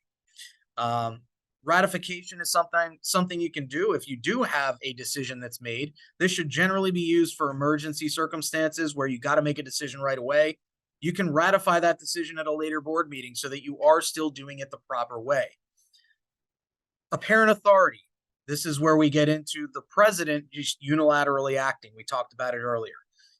Now we talk about email communication. Be clear. The statute says the directors are entitled to communicate via email, but cannot vote via email. So that's part of, frankly, what I use as partial justification to say if the members of the board are allowed to email back and forth as much as they want, email with a law firm that they're considering using for their legal services, email with 3 other law firms that they might be considering. Okay, they don't need to email them. They can just email me. But if they choose to, why would you not be allowed to have that same conversation that you're having via email, but over the phone or in person? It makes zero sense whatsoever, as long as you're not voting and not making decisions. Now, again, that is a much less risk-averse strategy. You should make every meeting you possibly can open to the membership. There are just some times where, and I won't say it's not practical because I don't want you getting the impression that I'm suggesting, well, if it's not practical, we don't have to have the members attend our meetings. You have to have the members have the right to attend every board meeting. The question is this a board meeting or not? If you're not sure, get guidance from your counsel so that when that individual sues you individually, instead of just suing the association, your response is, we relied on advice of counsel. What do you want from me? Sometimes, by the way, it's worth spending $100, $200 to get that opinion just so that you're covered, even if it's association money you're spending. Keep that in mind. There's no free lunch. You can't accept or ask for any goods or services for which consideration has not been provided. In other words, that you didn't pay for your own benefit or your family's benefit from anyone providing or proposing to provide goods or services to the association. There are civil and criminal penalties. This is a misdemeanor if you do it and you're not supposed to do it. There's no prohibition against an officer, director, or manager accepting services or items received in connection with trade fairs or education programs, which is why the two individuals that we have in the room today are allowed to accept the super expensive pizza and soda that we've offered them today. That's not a problem, even though we are potentially proposing to provide services to them because this is in connection with an educational program. So just understand, if we were telling them, come in, I'll buy you pizza, different story. Moving along. It's not $25 pizza either, right? So I won't touch that. Thanks, Jeff. Moving along, you are guilty until proven innocent. So if you are accused by information or indictment, in other words, if there is an actual government decision that there's enough evidence to charge you with any of these crimes, and we won't go into them in detail, basically don't steal from the association is what this says. But you are guilty until proven innocent. In other words, you're off the board until there is a finding of you not being guilty. Okay, board meetings require 48 hours notice. That is going to be posted in the community, and there is a 14-day notice. And when I say posted in the community, you're also going to want to put that on your website if you have one, just to make it easier for people that don't live there or don't drive in and out. Live in Florida, let's be honest, there's a lot of retired people that frankly don't leave their homes very frequently, but they might check your website once in a while, or you might also do an email blast when you're going to have one of these meetings. The other type of notice that might be required is 14 days mailed notice if you have non-emergency special assessments being considered or an amendment to rules regarding unit or parcel use. In other words, if you're updating your rules and regulations and it's regarding the way that they use a parcel. Now, when I talk about these policies and procedures that we mentioned earlier, none of that, from my perspective, governs the use of the parcel or the unit itself. So that only requires the 48 hours notice. But if you're going to say you can no longer hang your laundry on your balcony, yeah, that's a rule governing use of the unit. So that would require at least 14 days notice. You need an affidavit in the association's official record showing that that notice was provided, whether it's the 48 hours or the 14 days. You need an agenda for everything. Every board or member meeting, anything not on the agenda can be taken up on an emergency basis by a vote of a majority plus one of the board members. That emergency action can be noticed, must be ratified at the next board meeting where it's invalid. Notice of any condo board meeting at which assessments are going to be considered needs to specifically state that you'll be considering the assessments and the nature of the assessment. So if this is a special assessment, okay, what is the amount that we're contemplating for total for each unit? And what are we contemplating? When is it going to be potentially due? What is it for? Are we fixing balconies? Are we redoing the stairwell? Do we need to repair the elevator? And we just don't have the budgeted funds for it. You probably will now that there are some changes requiring some of those reserves, but this is just presuming you don't. If 20% of the voting interest petition the board to address something, The board within 60 days after receipt of the petition must place that item on the agenda.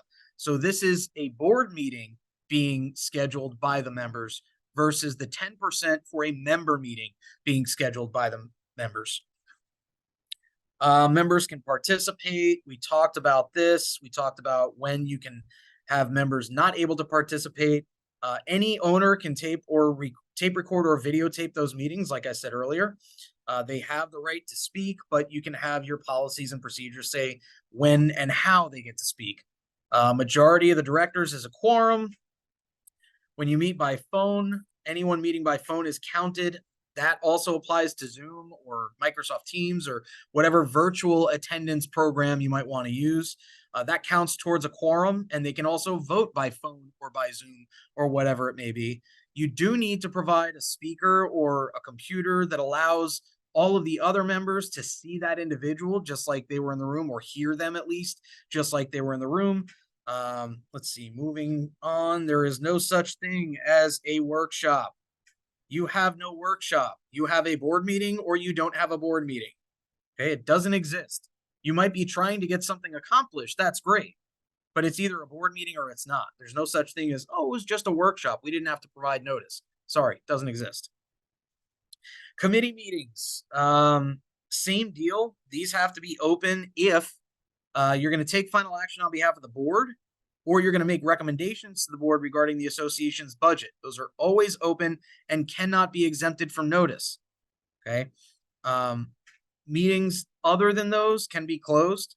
And also if final action is being taken on behalf of the board for legal matters, in other words, that privilege applies or the employment exception applies. Conflicts of interest. There's another webinar you should check out if you want to get into detail about this issue, but and that is also recorded and on our website that I've done and I know others have done, that's available for you at your leisure. But essentially a conflict exists where someone might benefit from a contract with someone that's in their family, their friend, etc. These are things that need to be disclosed. There's the director who has a conflict cannot sit during the discussion by the board or the voting. They can promote it, present it. They can sit during the member discussion because they are a member, but they can't sit there during the board's discussion or the board's voting on that particular contract or that particular purchase. And that's because, frankly, we don't want them interfering with the board's decision-making capacity by virtue of also being a director. So again, I wish we could go through more of this, but we just don't have the time. That vote will require a supermajority of the board to pass because of the conflict. It's 2/3 of the remaining directors instead of just a majority of all directors or a majority of a quorum of directors that you need to attain in order for that conflict contract to be approved by the board. There are criminal penalties for theft, embezzlement, forgery of ballot envelopes, destruction of records for the furtherance of a crime in a condo. If a criminal charge is pending, that person is basically off the board if it pertains to the association. If the charges are resolved without a finding of guilt, that person is reinstated for whatever term is left, if there's any of the term left. How to get off the board: resign, recall, which we'll discuss later. You're delinquent in the payment of any monetary obligation due to the association for more than 90 days, that where you're off. Criminal charges involving the association's funds or property, knowing and willful violation of the Condo Act, and that's if the division removes the director, and failure to get this certification. The other way you can do it is to die. You don't stay on the board. Some people choose to do it that way. I don't recommend it. It's not really a healthy choice. Let's see. If you have a remote meeting, I'm going to go through this very briefly. You are able to hold board meetings remotely. My suggestion is have at least a computer in a physical location if that's something you're going to do. This is not in your slides. It's just me going through my knowledge and explaining. If you want to hold your meetings virtually, make sure that if you're doing it on the phone, fine. If you're doing it on Zoom, fine. Make sure there is the ability to attend in a physical location for anyone who wants to do that. So if you've got people who physically don't have the ability to get on Zoom, or whatever the problem may be, or they prefer to attend, frankly, in person. You may have to provide at least a computer, a cell phone, or something that you leave in the room, preferably with someone watching it so it doesn't get stolen. But you may need to provide that so that everyone that doesn't want to attend via Zoom or by phone gets to still attend in person. There's nothing that says that the individual directors need to be sitting in the room. A lot of times the way that that's done is, frankly, the manager or one director will go into a room, have their computer available or their cell phone available, and allow everyone else to join that meeting that way. So budgets, I'm going to go through budgets for just a couple minutes, and then we'll skip through a lot of the material here. And I know that I haven't taken a break, and it is an hour and a half in, and I apologize, but we only have 2.5 hours to get through 200 slides. So budgets, this is your best guess of what your association's going to need for the upcoming year. It's not something that you make sure, oh, we didn't budget for that, we can't do it. No, you have an obligation to properly, not the way that you budgeted, but properly maintain and operate your community throughout the course of the year.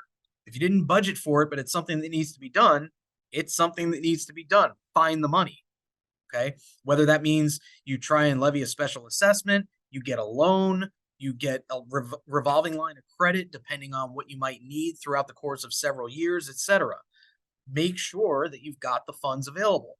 Also, when you are creating a budget, you don't reduce it so that your assessments are as low as possible. You make it as in accordance with the board's fiduciary responsibility. You make it so that everything you would reasonably think is needed to properly maintain and operate your community is included in your budget. If that means it goes up $1 million from last year because your insurance costs skyrocketed and you are suddenly required to comply with a whole bunch of new reserve studies and reserves that you never needed to have before, you need to increase your budget by $1 million. Okay, you might not have the ability to do that. There's also the 115% rule, which frankly doesn't include reserves, so most likely it won't actually impede your increase of the budget. The other thing with 115% rule is if the members want to challenge it, they have to propose an alternative budget that then gets passed. It's not just you can't increase it by more than 115%. So there's really not much holding you back from having a proper budget other than your own desire to look good to your members. That's not a good reason to keep your budget artificially low. Similarly, if you end up spending exactly what's in your budget or almost exactly what's in your budget, you probably backed into the budget, meaning you didn't spend money that you should have spent. Again, bad idea. Don't do it that way.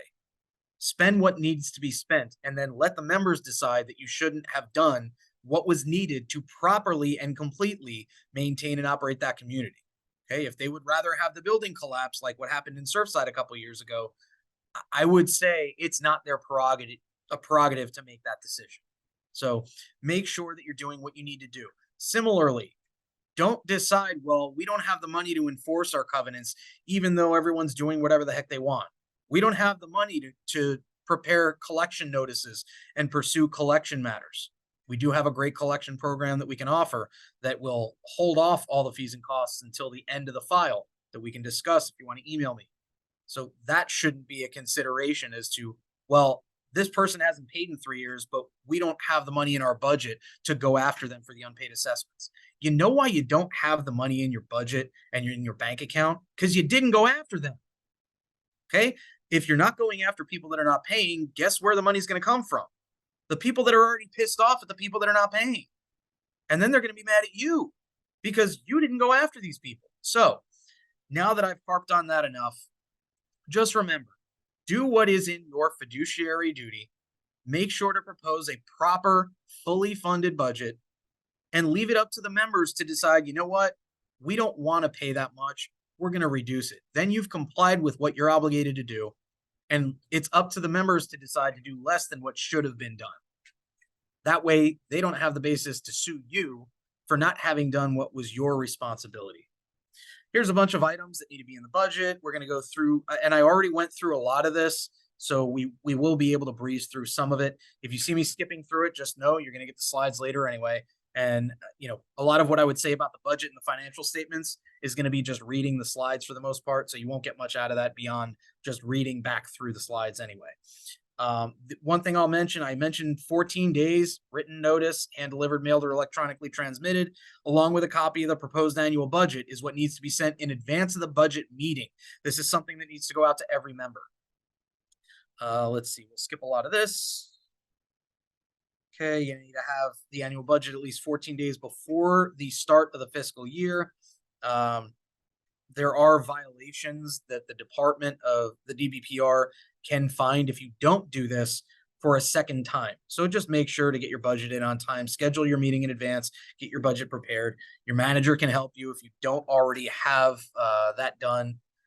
Now, again, I'm going to skip reserves for the most part. Just know that there are much more than what is in here, thanks to the legislation that came out last year and was changed a little bit this year, which again, I would strongly suggest taking a look at Jeff Rembaum's Roundup article that Jeff put in the chat, and different Jeff, by the way. But the article in Rembaum's Roundup that was put in the chat is going to talk about reserves in a lot of detail and is going to give you most of the information that you need. Those are the specifics. The general concepts are what I'm going to go through now. Okay, so these are mandatory reserves as of 2 years ago. It's now significantly more. When you're computing your reserves, there are two different methods you can use. One is straight line method. That's basically this item is going to last, according to our study, another 10 years. It's going to cost $100,000 to replace that item. Okay, let's say it's a roof for your entire condo building, whatever it may be. That means I need 10 grand each year in that line item reserve that I'm saving so that by year 10, when I need to replace that roof, I've got the money available. Now, there are other factors that'll play in. You might get reserve studies, I would say, every 3 to 5 years in between. And those are not the statutory ones. This is just checking to see what's going on. An alternative method of deciding what your reserves will be is just to adjust every year for inflation. And the reason that you might do that is because, well, it's $100,000 that it would cost today. Within a decade, it's probably going to cost more, even though you were told it'll cost $100,000 to replace it.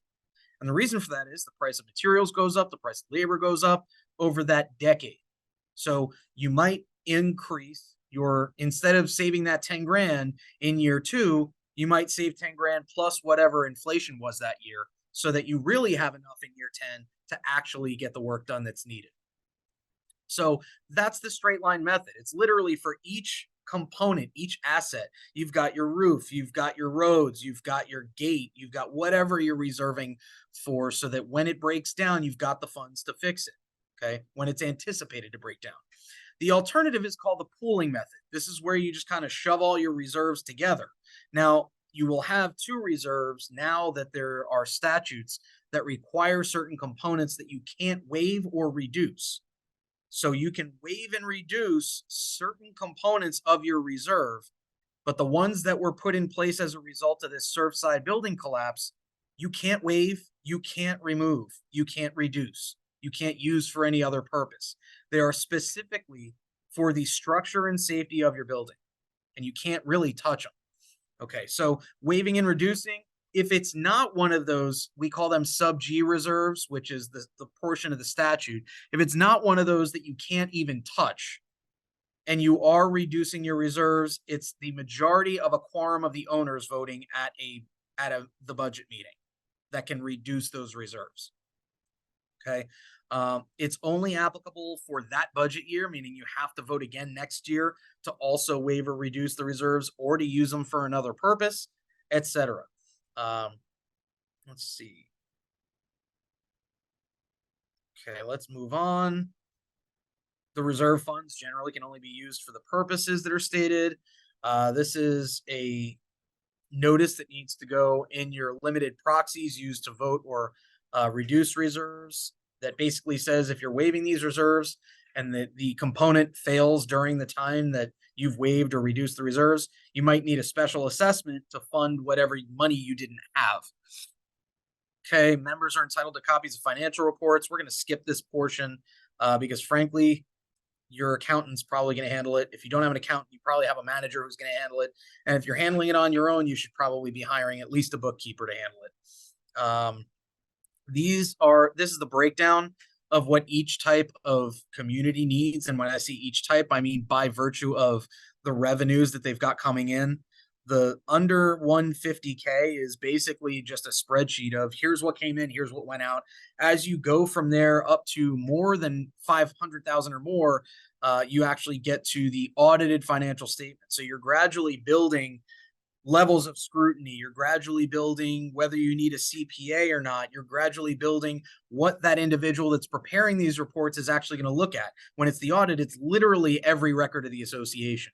When it's your 150 or less, the cash receipts and expenditures, it's literally just, well, here's our spreadsheet. That's our financial report for the year. That's all you need.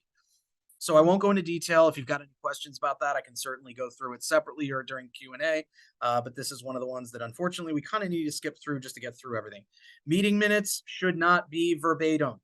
Your meeting minutes are basically, here's the motion that was made. Here's how each member voted, whether that's members of the board or members of the community. And that's it. And when I say members of the community, it should be just a list of yays, a list of nays. And if it's unanimous, you don't have to put each member.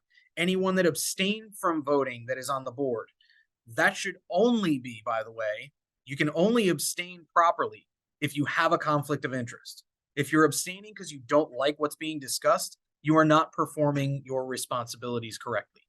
You have an obligation to vote on everything, even if you don't like the two options. It's kind of like the annual election it's kind of like the election for our nation.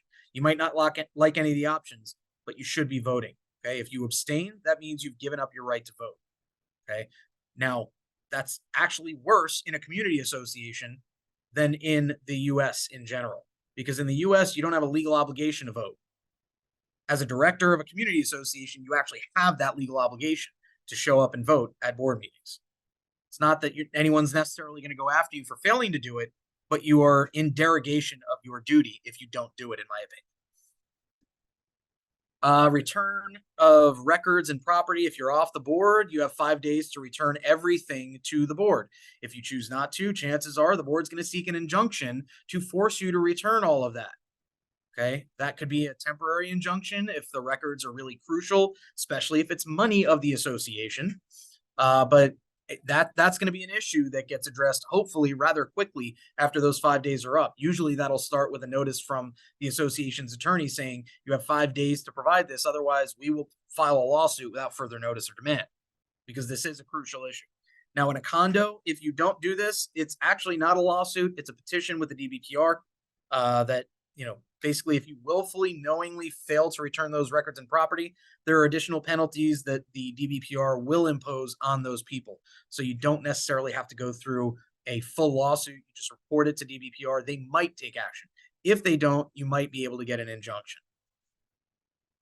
The association has the right to access units to prevent damage to the common elements or to another unit. If there's an abandoned unit, that would require a legal analysis to determine whether it's abandoned, but you also have the right to enter into those units. Rather than going into detail, we're going to move on. Marketable Record Title Act, my opinion, it doesn't affect condo covenants, so we'll skip it. But if you have questions about that, reach out to me directly. You need to allow process servers to enter into the condo to serve lawsuits and lawsuit-related documents. You can't just say, well, I don't know you, so I'm not letting you in. If they can show they're a licensed process server seeking to serve process, you must allow them entry. Rules and regulations we discussed. Essentially, if you want to prepare those, you basically provide 14 days notice to the members that you're contemplating it and that you're going to have a board meeting. The notice needs to be mailed and posted in a conspicuous location in the community. And frankly, it's not a bad idea to post a copy of the proposed rules and regulations.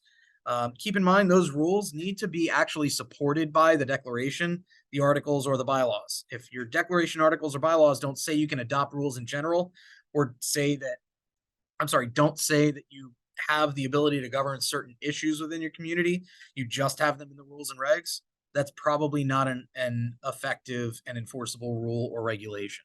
So your attorney should be interpreting and making a determination of whether that is something that you actually have the authority to do. Because if not, they might be telling you that those notices you sent out to your members, telling them that they're violating your rules and regulations, are not actually something you can enforce, and you've wasted your time and killed your credibility by sending notices that you can't actually act on. The association through the board is obligated to maintain the community. If you are making alterations, 75% of the voting interests must approve the alteration. The exception to that requirement, and when we say alterations, that means a visible change to the way that the community looks. Okay, if the governing documents say that it's other than 75%, you go by the governing documents. There is no vote required, however, if you're making alterations and improvements to the common elements, when it is reasonably necessary for the maintenance, repair, replacement, or protection of common elements. Even if you might be changing the appearance, if you are protecting the association, you might not need to have a member vote on that change. Okay, if it's for protection that you're making the change. So I won't go through the example, but the Tiffany Plaza case is essentially where a rock revetment wall was installed. The association didn't have to get a member vote because it was for purposes of protecting the common elements. In that case, it was the rock revetment wall is basically that wall that you see made of stone that goes up against the edge of the water line so that the road that's adjacent or the sidewalk that's adjacent, the grass that's adjacent to that waterway is protected. We talked about what they are. Here's some examples. Hurricane protection. This is very important right now. Adopt hurricane protection specs. That means, what are you going to allow? Shutters, storm glass, things of that nature. A vote of the unit owners is not required if the maintenance, repair, and replacement of those shutters, glass, or code compliant hurricane protection are the association's responsibilities under the declaration. So some declarations will actually say it's not the members that get to decide this, but the board. Okay, if the association needs to do it, you just go ahead and do it. It's clearly for protection, not only of the common elements, but also for the protection of the units themselves. Okay. Emergency powers. These might come into play. Unfortunately, I usually have to skip them because there's so many different things that might happen. But keep in mind, if a state of emergency is declared in your particular area, all of these rights suddenly come into play for your community. If you've got an attorney and you're trying to accomplish something that you haven't been able to accomplish in the recent past, and there is a state of emergency declared due to a hurricane, for example, reach out to your attorney and say, hey, can we do this under the emergency powers? Okay, it might not be the best way to do it. It may not be the way the emergency powers were intended, but I actually came across a situation a couple of years ago where there was a special assessment to repair a stairwell. It wasn't done properly, but because it happened to occur during the state of emergency declared as a result of the COVID pandemic, I was able to get my client to have it be a non-issue that they did it the wrong way because of these special powers and the way that you're allowed to pass special assessments during that declared state of emergency. So speak with your attorney. If you don't have one and you're contemplating some of this stuff, feel free to reach out to me directly and we can see if we can help you out. But I'm going to skip the emergency powers. Otherwise, I do recommend, especially with what's going on this week in particular, with our Orlando office being closed tomorrow because of this emergency, and I think our Tampa office is probably closed today. It's obviously timely to consider reading through this material once you get a copy that Jeff will ensure is available to you. Your emergency kit is one we will go through. Pen and paper. Make sure to have it available for when your devices die. Okay. Another thing for when devices die that's not listed here, backup external batteries. Get like 20 of those things.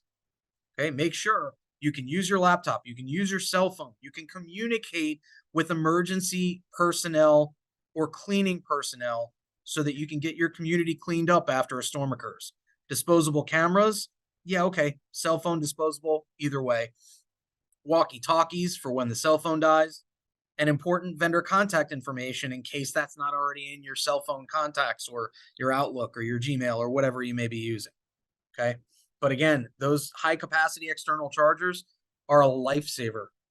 When the power goes out and you've still got the ability to work, or you've still got the ability to charge your phone another 5 times until the power comes back on, That is crucial. You don't want to be the one sitting in your car using up all your gas just to charge your phone, which, let's be realistic, living in Florida, there are plenty of people that's what they'll be doing.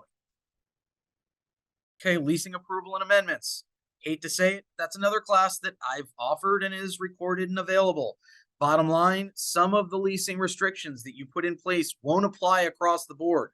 Okay, they might only apply to the individuals who approved the amendment to put that leasing restriction in place, or who bought in after the amendment was recorded. So just be careful when you're using those leasing amendments. Make sure that they actually apply to that individual versus whether they were properly adopted. Okay, amendments in general require a 2/3 vote unless the declaration says otherwise. These amendments are something that we work on every day. Another suggestion that a lot of other attorneys don't make, if you've got like 7, 8 amendments to your governing documents and you haven't done a restatement, please, for the love of God, save your attorney an hour every time they have to look at your governing documents to avoid them having to look through each one of those amendments to see if what they're looking at is affected by one of those amendments. Do a restatement, put everything together. It's going to cost you less in the long run, even though it's going to cost you a bunch of money up front to get that done so that everything is consolidated into one document. Frankly, one document that's OCR'd and searchable on a computer that might save you 3 hours of research every single time your attorney's taking a look at your documents. And by the way, that restatement, consolidation, whatever you want to call it, doesn't require a board vote unless you're actually making changes. Doesn't require a member vote unless you're actually making changes. The board approves it. When's a licensed manager required? It's not that you must have a manager, just to be clear. It's that your manager must have a license as a CAM when they're being paid and the association consists of more than 50 units or has an annual budget of more than $100,000. Someone who's just doing clerical functions, even though they're under the direct supervision of a licensed manager that only does maintenance and doesn't assist any of the management services, is not required to be licensed. And those specific management services are described in the bullet points in this slide. Let's see. Oh, managers, directors, and officers can't buy units at foreclosure sales. Now, keep in mind, that's the association's foreclosure sale. The association can buy it. A unit owner can buy it. But an officer, director, or manager cannot. Now, keep in mind, that doesn't impact whether those individuals buy the property at a mortgage foreclosure sale, at a tax deed sale. It's just not taking advantage of the association's position as a lien holder to get that person to sell the property to this individual who also holds a position within the association. Okay. We're going to skip this for now. No debit cards in condos. That was easy. An association can't hire an attorney that also represents the management company. That's why we work with tons of management companies as frequently as we can, because most of them do a great job, but we don't represent any of them. That conflict doesn't exist for us. There are several law firms and attorneys that will have that conflict, but it's not something you got to worry about with our firm. Now, it doesn't clarify whether the association's attorney can try and help the current management company in connection with indemnification requirements, or if an insurance carrier can appoint one attorney or one law firm to represent both if both of them are sued in the same lawsuit, for example. But bottom line, work with an attorney that isn't working directly as attorney for your management company.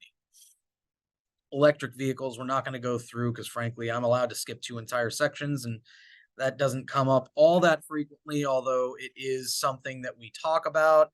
Disputes, this is your covenant enforcement that I was trying to get into earlier and said we would talk about later. Essentially, what we're looking at is you want to make sure that if your owners are not complying with your covenants, your rules, your regulations, you're actually doing something about it. Okay, you've got 2 options if someone is not complying with the governing documents, and that's in using the unit, using the common elements, etc. You can send a demand that says you're going to go to arbitration. That's non-binding, or it can be binding arbitration. Or you send them an offer for pre-suit mediation.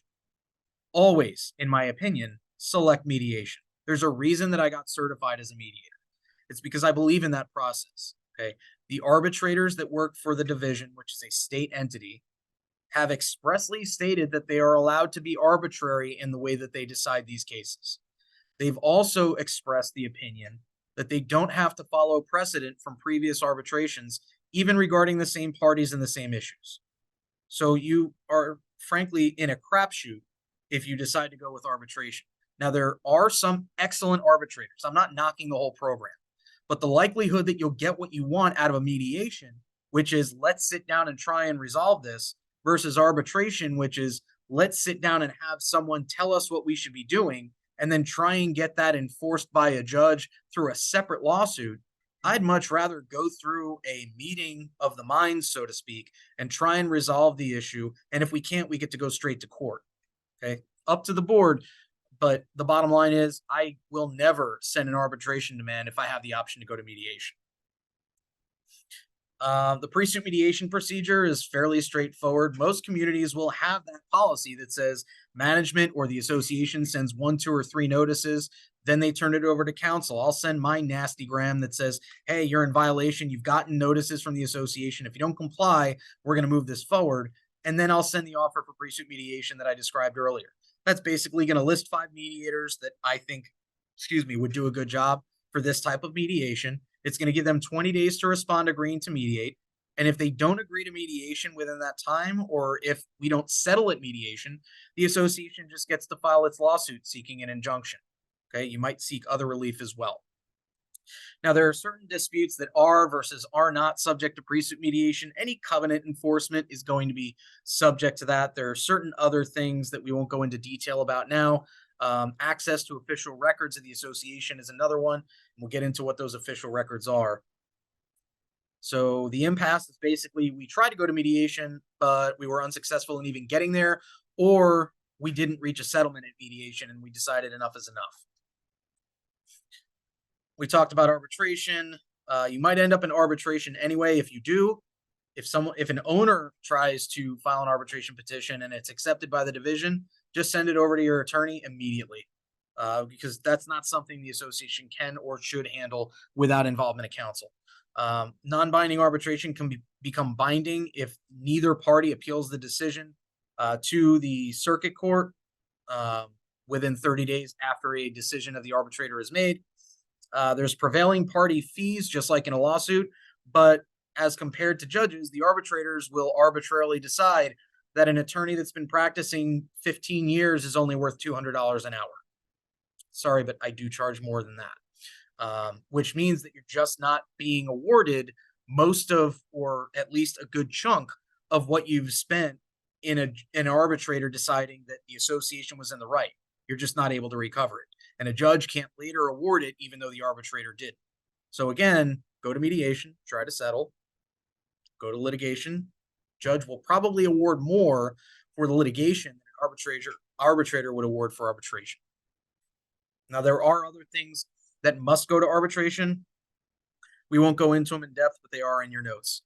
And again, we talked about prevailing party attorney's fees. Those only exist if there is a contractual or statutory basis for those attorney's fees and costs. That's why I say, when an association prepares that payment plan form, but it doesn't contain that provision and doesn't refer back to the declaration, you might not get your attorney's fees and costs back if you sue under that agreement. So you want to make sure that anything that you are preparing is reviewed by an attorney. Any contract you're entering, by the way, should be reviewed by your attorney before you enter it. Now, association websites is fairly brief, so we will go through it, but we're going to have to skip a lot of the material at the end because we're at 1:20 and we're already at 2:01, and I don't want to hold you guys over too much, and I want to provide some time for the Q&A. So let's give it another 5 minutes, Jeff, and I'll get through as much as I can. If you've got 150 or more units, you need to have a website. There's content that needs to be on it.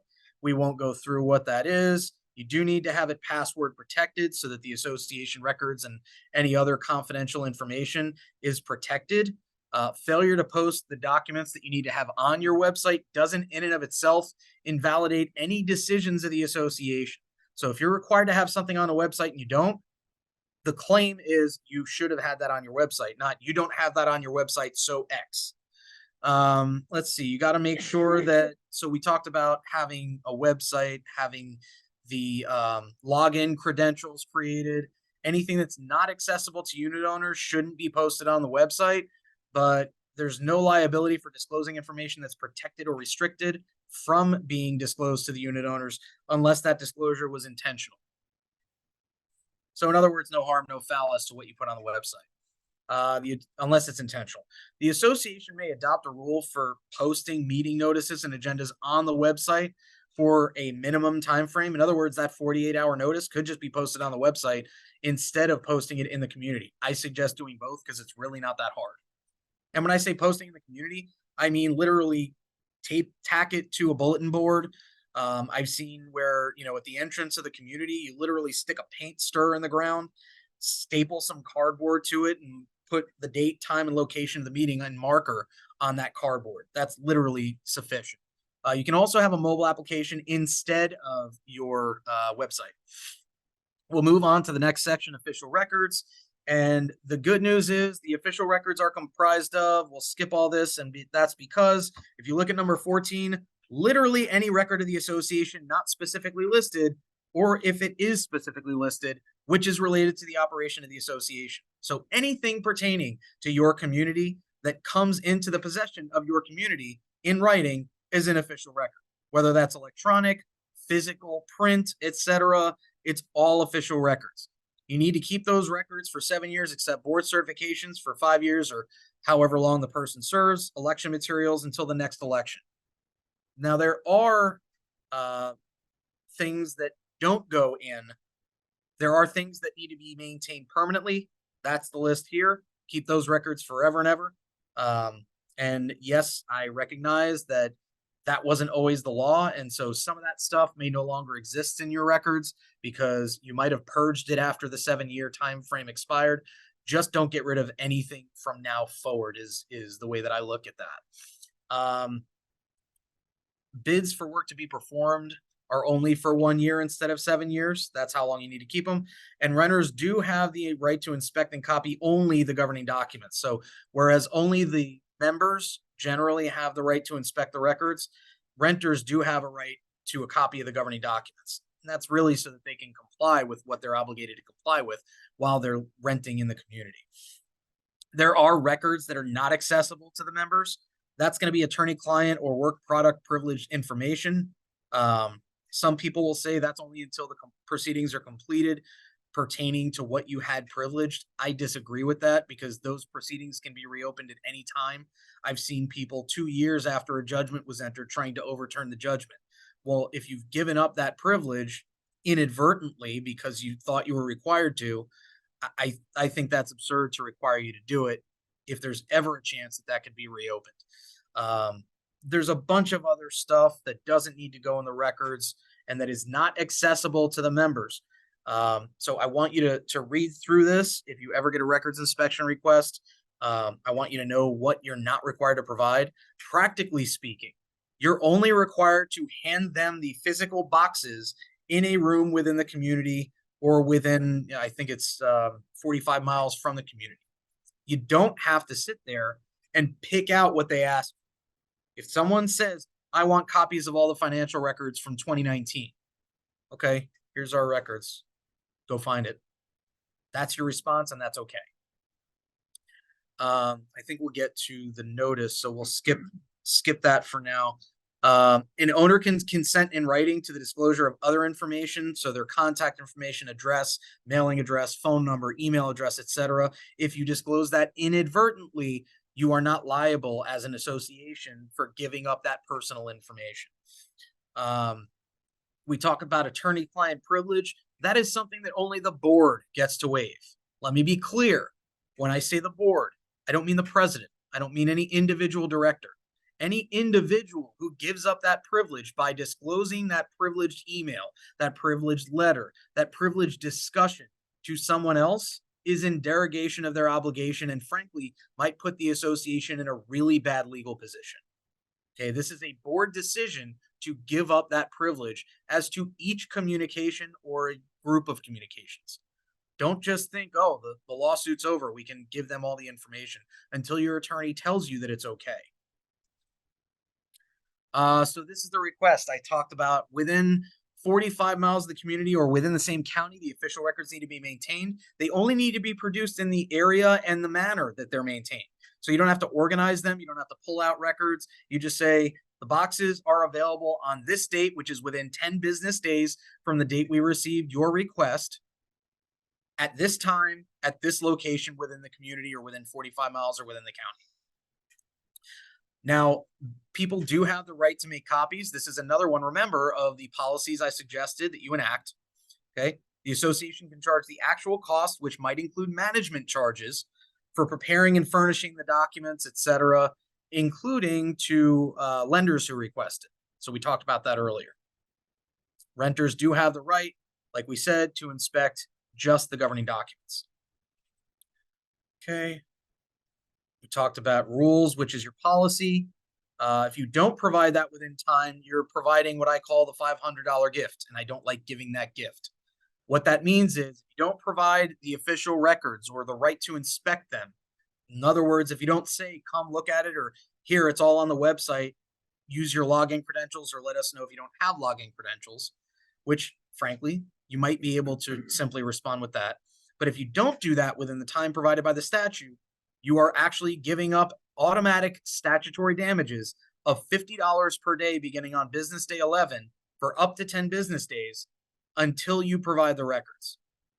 Now, the damages don't go away just because you eventually provided the records. The attorney's fees and costs associated with filing a lawsuit to get access to the records also don't go away. So just keep in mind, you don't want to give up that gift. Now, there's also a presumption that arises, which is something you can challenge and rebut, but there's a presumption that if you don't provide the records within that time, your failure to provide it was intentional. Now, if there's a hurricane and your offices were closed for a hurricane, that might grant you an extra day or two.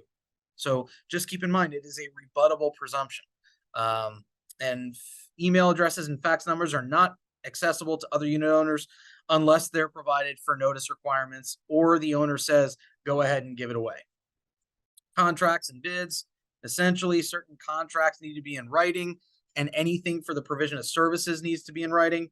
Maintenance contracts should also specify who needs to do what costs are going to be incurred, the frequency the service is going to be performed, things of that nature. So again, I want you to run every contract, whether it's 1 page or 30 pages, by your attorney before it's signed, because there's probably a lot that's missing, and it's probably a very one-sided contract if your attorney hasn't taken a look at it. I've seen more often than not that these contracts that are prepared by vendors contain really egregious provisions that could really hurt the association if the vendor messes around. I'm dealing with one right now where, there's no attorney's fee provision. There is no clarity on what was supposed to be done. And the vendor is saying, well, we did everything we were supposed to do, because it's not clear enough to tell what they were supposed to do. And I don't know what to tell my client about, well, you didn't run it by me before you signed the contract. You might have a case. You might be able to pursue, the right to have it performed or get your money back. But I can't tell you that for certain. If I had reviewed it and we had clarified exactly what was going to be done and how, that might be something that the association had a lot more rights to pursue in this instance. So moving forward, let's see. If the contract in the aggregate exceeds 5% of your total annual budget, you need to get bids. You don't need to get bids on contracts with employees of the association or professionals that you're going to use, including landscape architects, or if there is no one else in the area that actually does that work, you also don't need to get bids. And if you have less than 10 units, you can also opt out of bidding if 2/3 of the unit owners vote to opt out. Let's see, you can cancel certain contracts if the members approve the cancellation and they weren't properly approved. Bulk communication is one of those types of contracts that you can cancel by the members. It's got to be a majority of the voting interest present at the next regular or special meeting of the association, meaning that it's not that you call a meeting to try and get this approved. It's the board approves it. And if at the next member meeting, usually that's going to be your annual election, the members don't cancel that contract, it goes on for however long the term of the contract was supposed to last. Okay, discontinuation, we won't get into. Assessments and foreclosures is another class that we have, but bottom line, you're gonna basically want to have one of the policies that we mentioned, and there are specified notices that need to go out before you file your foreclosure lawsuit. That is the remedy that you get. You file you send your notices, you file your lien, you file your foreclosure lawsuit, you include your demand for damages, and anything that they don't pay before that foreclosure sale date occurs, you end up going through with the foreclosure sale. Now, there's a lot more that goes into it. There are very few defenses to non-payment of an assessment. Unfortunately, that's another hour-and-a-half long class, and this is a very short class. So I'll mention, if you send out invoices, they need to be delivered. And when I say invoices, I mean for the assessments, they get delivered first class US mail or by email if the owner opted in for email. If you change that delivery method, the association must mail notice of the change at least 30 days before you make the change. In other words, if you go from sending invoices to coupon books, okay, this is what we're talking about here. The owner actually has to write back and say, yep, I'm willing to accept the notice that way. Otherwise, you need to stick with the old method for that particular unit. Okay, and any acknowledgments, yep, I got it. We're going to accept notices this way going forward, go into the association's records, but are not subject to inspection. Okay, interest rates and late fees, you're automatically entitled to interest. If there's no rate in the governing documents, you get 18% a year. Late fees have to be in the governing documents. No interest gets charged on interest or late fees. Unfortunately, I want to get to some Q&A, so I'm going to skip a lot of this, but check out the collection webinar that we put on probably just after I joined the firm or rejoined the firm about a year ago, because we just don't have the time to go through all of this. But I think that you'd probably get a lot of what you need simply by reading through these slides. Most of what we would need is directly in here. And we're going to skip insurance other than make sure you have adequate insurance and make sure that you understand that the statute doesn't identify what adequate insurance is. Let's see, you do have the responsibility to ensure all portions of the condominium property as originally installed or being replaced and alterations to the property. So that is what you need to have covered by an insurance policy. Again, get a directors and officers liability insurance policy to protect your directors and officers, and get a damage policy so that if anyone is injured on the condo property, they're also covered. Fair Housing Act, again, we talked about a little bit. We've got specific slideshow for an hour and a half that talks about this stuff and goes through everything that's in these slides, plus about a half hour's worth of material. So I would recommend, if that's something that interests you, definitely check that out or reach out to me directly and we can talk about it. Recall is essentially a highly technical procedural issue. If you get a recall petition in, send it to your attorney 5 minutes later, if that. And the reason is your attorney is going to need to look through every single ballot that's attached to that recall petition to see whether it's valid or not. If it's not valid, then you basically get the right to challenge that recall. A recall is removing directors and replacing them with other individuals that the people that are voting think would do a better job. It's not a they did wrong. It's not a they're at fault for. It's not a right or wrong. It's a we want you out and them in, period. So it's not the subject of a breach of fiduciary duty. It's just, hey, we want these people in instead. No offense. We just like them better for this purpose. So just understand, if you get a recall, you can take offense to it, but I wouldn't recommend it because it's not saying you did anything wrong. It's saying, pardon me, there were people that had enough sway that they were able to go door to door and get enough votes. That's literally all it means.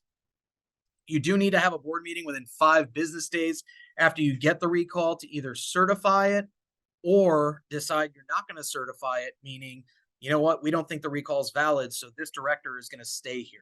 Okay, anyone that's recalled can file a petition challenging the validity of the recall. That recall petition must be filed within 60 days after the recall, and any recall that is filed, any petition or court action within 60 days before the scheduled election or after the scheduled election is not going to be considered by the court. So if you want to do a recall, make sure that it's within the right time frame, because otherwise it's not going to be, any challenge to that recall won't be accepted. meaning that if you're trying to do a recall and the board says no, they just stay on if it's within those 60 days. Termination is basically saying it is no longer practical or feasible to operate the condominium. Either the reserves that are required by the statutes are not something that everyone can pay in addition to the insurance premiums that we're now seeing. That is out of practicality, or termination may alternatively be something that you do because, let's say, there was a hurricane and it destroyed an entire building in your condo. That's a partial termination. Okay. If you can't operate the condo, like the building in Surfside, that condo was terminated. There's a new one, I think, being created in its place. 5% of the voting interests can block this. And I've done it in the past where someone who owns 55% of the condo wants to turn it into apartments. It can be blocked by literally 5% of the unit owners. So just keep in mind, this is not the end of the world. You can block it if you want to block it, and it needs to be approved by the division and or a court. And at any time in the event of a total destruction, which is what I was talking about earlier, any unit owner can petition for judicial termination of the condominium. That is all we have. I'm sorry that I went over by about 13 minutes beyond what was allotted for me for the slideshow. But Jeff, I will turn it over to you and finally take, I think, my second or third drink out of the last 2 hours. Have a water break. I had an unfair advantage. I had lunch while you were doing all that. Oh, that's not fair. Folks, before we get to the Q&A, go ahead and type in a question. It must be pertinent to the topics covered today. We'll get to as many as we can. I'm going to go over the evaluation one more time and how to download your slides. After I do that, I will then turn the Q&A back off because I don't want to get to a point where we have so many and just can't answer them. So go ahead and type, there's 4 of them in there now. We could probably handle about 15 or so with the time we have left. Let me share the screen here. There's a link in the chat. I already placed it in there a few minutes ago. Please click on that link. It then takes you here to this page. You go ahead and fill it out. Hit the submit button. And after you submit it, it looks like this. Your confirmation screen has a yellow boxed shaded area. That's your certificate. Underneath that is a link to click on so you can go ahead and print it, save it as a PDF. Can't figure that out. You could also take a picture of it. It doesn't have to be pretty. It just needs to be filed. And as Alan mentioned earlier, send it to your board secretary or whomever your secretary deemed as the person who collects it if he or she or they is on vacation, or to your manager. And also on the certificate itself, there's an active link. It says download slides here. Click on that. Then a new tab opens up with the slides. You can go ahead and print and save those if you choose to as well. This is some great resource material to check back on. But again, also, as Alan said, even if you don't need this class because you consecutively serve on the board for years to come, it's a great idea to take this once or twice a year because things change and we change the material to as the times change, as the laws change, as legislation gets altered, removed, added, what have you. So I'll go over this one more time a little bit later. Let's get to a few of the questions here. The first one is, if documents do not have Kaufman language and say minimum 3 board members, what is involved for the new board to be able to appoint 2 more board members to get up to the 5? So if you're looking at your bylaws and that's what's dictating that you're going to have less board members than you would like to have, if your bylaws say 3, you need to amend your bylaws, unless your bylaws allow to have a range of, let's say, 3 or up to 7. If it's a range that's provided in the bylaws, all you need is a resolution of the board and a board vote. But if it's something in your bylaws says, you know, the board shall be comprised of 3 members, well, then you need to amend the bylaws. I don't really see anything regarding Kaufman language, which, just to reiterate to those that don't remember, is that as amended from time to time language. If Kaufman language is or isn't in your declaration, there are 2 reasons I don't see that as relevant. One, the statute's not going to dictate how many you need to have, although it says there is a minimum that you need to have. If you're trying to have more, all you got to do is have a member or a board vote, depending on whether your bylaws already allowed for it. The other reason that I will say Kaufman language won't impact this is it's a procedural issue as to how you elect your directors and how many you have. It's not a substantive right that's being impacted, so Kaufman won't impact that. Okay. Thank you. Well said. The next question is, you mentioned that if a board member has a conflict of interest when that matter is being discussed by other directors, that director must leave the room.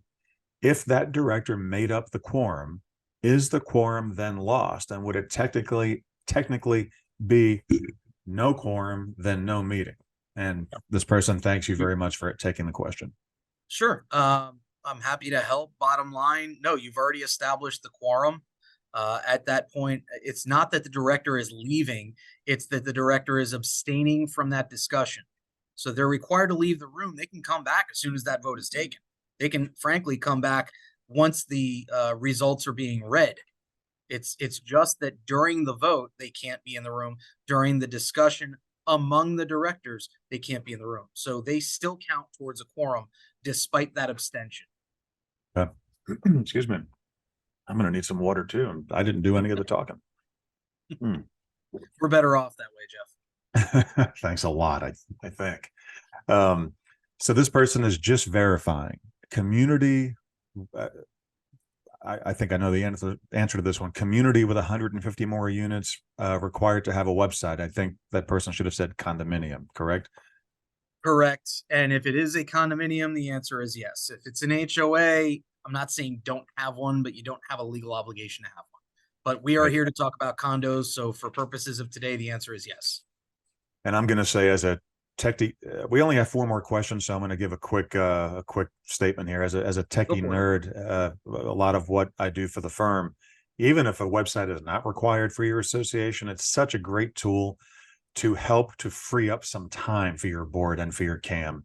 Because even if it's not required, you could stick frequently asked questions up there. You can do all kinds of things that won't eliminate phone calls, but will certainly help cut back on a lot of calls and walk-ins to the office and that kind of a thing. So I think it's a great idea, even if it's not required. Well, and I'll give you an example of exactly how that might work. When we talk about tenants having the right to all of your governing documents, even if that's all you put on your website and you host them there, which, let's be honest, they're already in the county public record. So who cares if you're also making them available to all of the members, all of the tenants, and all of the people that might be interested in your community? Then your response to that tenant's request is go to the website. They're available for free there. If you can't access them that way, let us know. Saves a lot of time. Agreed. Excuse me. As to financial reporting, if your bylaws state an audit shall be completed each year, and that was in quotes, if their budget isn't more than $400,000, are they still required to have that audit? So the figure in the statute is actually 500,000 or more. But if the bylaws say you have to have it, you have to have it unless the members actually vote. And this is something we didn't mention, but it is an option, is for the members to vote for a lower auditing or financial reporting for that fiscal year. That is an option. So if, let's say, you're required to have an audit, but you don't want to spend $5,000 every year or whatever it might cost, depending on the size of your community and how many official records that accountant, that CPA is going to have to look at, your members can vote and say, we don't want to do it this year. We just did an audit last year. They looked at literally everything. And it may cost a little bit more in the next year, but you know what? You may be dealing with some new expenses and some increased expenses that weren't anticipated. And that might be one way to reduce your overall expense, is by not doing the audit this year, just using the CPA to produce another report. I think it's a compiled as the next step down. Okay. A question also, will this recording be available? Alan mentioned earlier. Yes, and we'll have it on the website under resources, webinars, and videos within a couple of days, usually quicker, but I'd like to, you never know with tech when something goes wrong. So next question, will I need to purchase insurance to continue as a board member or a director, which is essentially the same thing? You have directors and officers. You don't, but your association should be providing you as a director or an officer with directors and officers liability insurance. So my answer is, if no one else in the community is purchasing it for the association, then the board should be immediately having a vote before you literally do anything else, so that it is protected once that policy goes in. If you make any other decisions, your first decision should be, we're going to pay and retain a directors and officers liability insurance policy. You shouldn't be doing anything without that policy in place, because you've got zero protection whatsoever without that policy. Okay. Two more. Is it a board meeting if there is no vote being taken? I think we went through that, and the answer is, The bottom line is, it depends on what you're doing, what the potential consequence might be.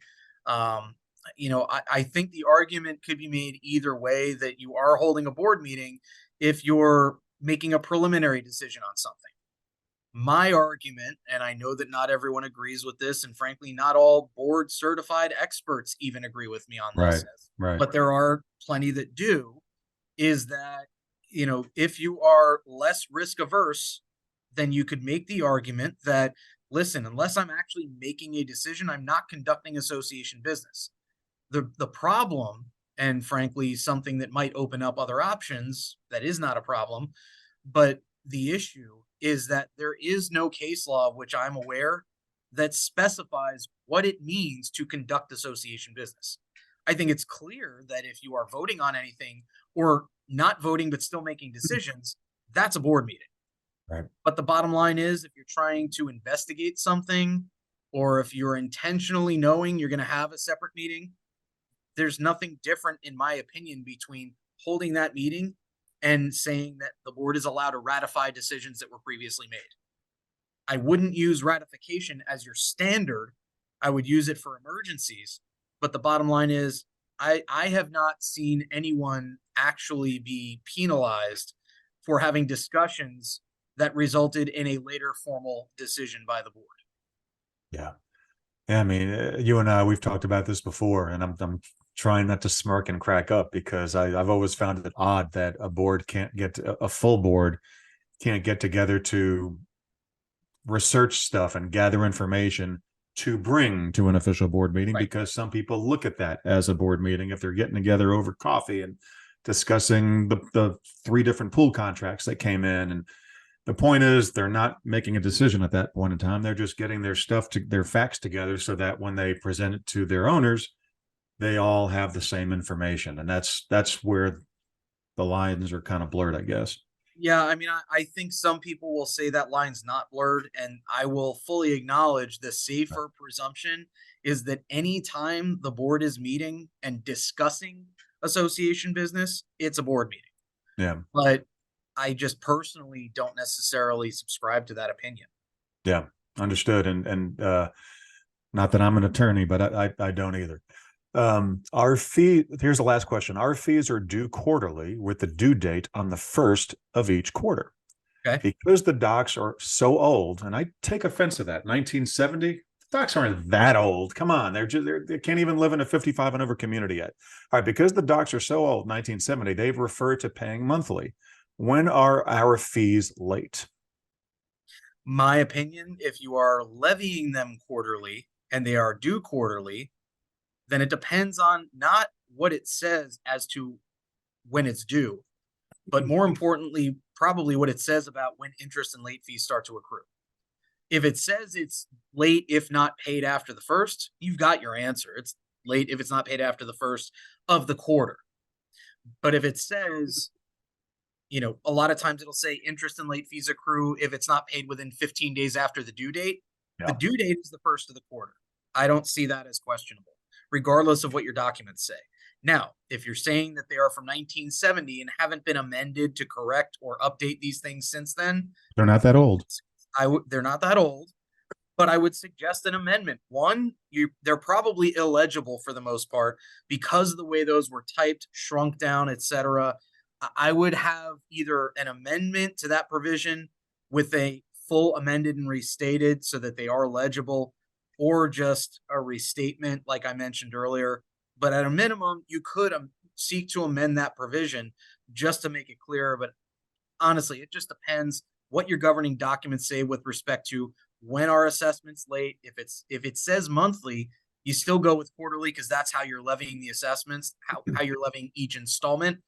And if it says when interest and late fees are going to accrue, you go by that date. I'm assuming that could be one of those things where you could be extenuating circumstances too. You can make exceptions if necessary. It's up to the board, right? Or To some extent, you just want to make sure that you're not making exceptions Selective for enforcement. some people and not others. Right. You know, I'm that's talking like why a I say- storm, like COVID or a storm Yeah. or extenuating circumstances of the computer outage, that kind of a thing, something that could be more easily proven. Yeah. What I would say is have a policy in place that dictates how and when you're going to do your collection, Yeah. but leave room within that policy, which I do for every policy that I prepare, that allows for reasonable exceptions when the board deems it necessary. Not just, well, I like John better than I like James, but you know what? Like you said, there was a hurricane. People were without power for 10 days. We're Yeah. not going to charge late fees during those 10 days. Right. But And it's across the board, not John was without power, so I'm not going to charge John late fees. Right. Then you start getting, then it's borderline and you start getting into selective enforcement, that kind of a thing. Potentially. All right. Well, those were all of our questions. Once again, folks, before I turn it back over to Alan for some last words and how he can be reached, I just want to mention that I just placed the link once again for the evaluation into the chat. And while you're checking that out, folks, I will be back in a moment to go over that process one last time. But Alan, before you go, parting words and how you can best be reached, please. All right. Well, the easiest way to reach me is always going to be email. That's going to be the easiest way for you to actually type the email. And thank you, Jeff Rembaum, for that. as@kbrlegal.com. So Alan Schwartzide at Bender Rembaum Legal. That's always going to be the easiest way to reach me, because even if you send me an email at 1 a.m, you're not calling me and waking me up. So I will get back with you. I promise you I will not be responding at 1 a.m, but I will get back with you when I get up in the morning. So again, thank you everyone for attending. I would welcome you to reach out anytime, whether you're a current client or not. Whether I can answer your questions might depend whether or not I need to review your governing documents, but I'm happy to answer any questions I can. You know, if you want me to reach out, you're also welcome to put on your survey result. Just click the little yes mark when it comes to whether you want someone to reach out to you regarding potential representation of your community. And if there are any questions, I welcome you to reach out. Thank you so much for attending today. I know, especially during an active hurricane season, it might be tough to show up, but thanks for everyone who stuck around. Again, AS at KBR Legal. Y'all have a great afternoon. Thanks, Jeff.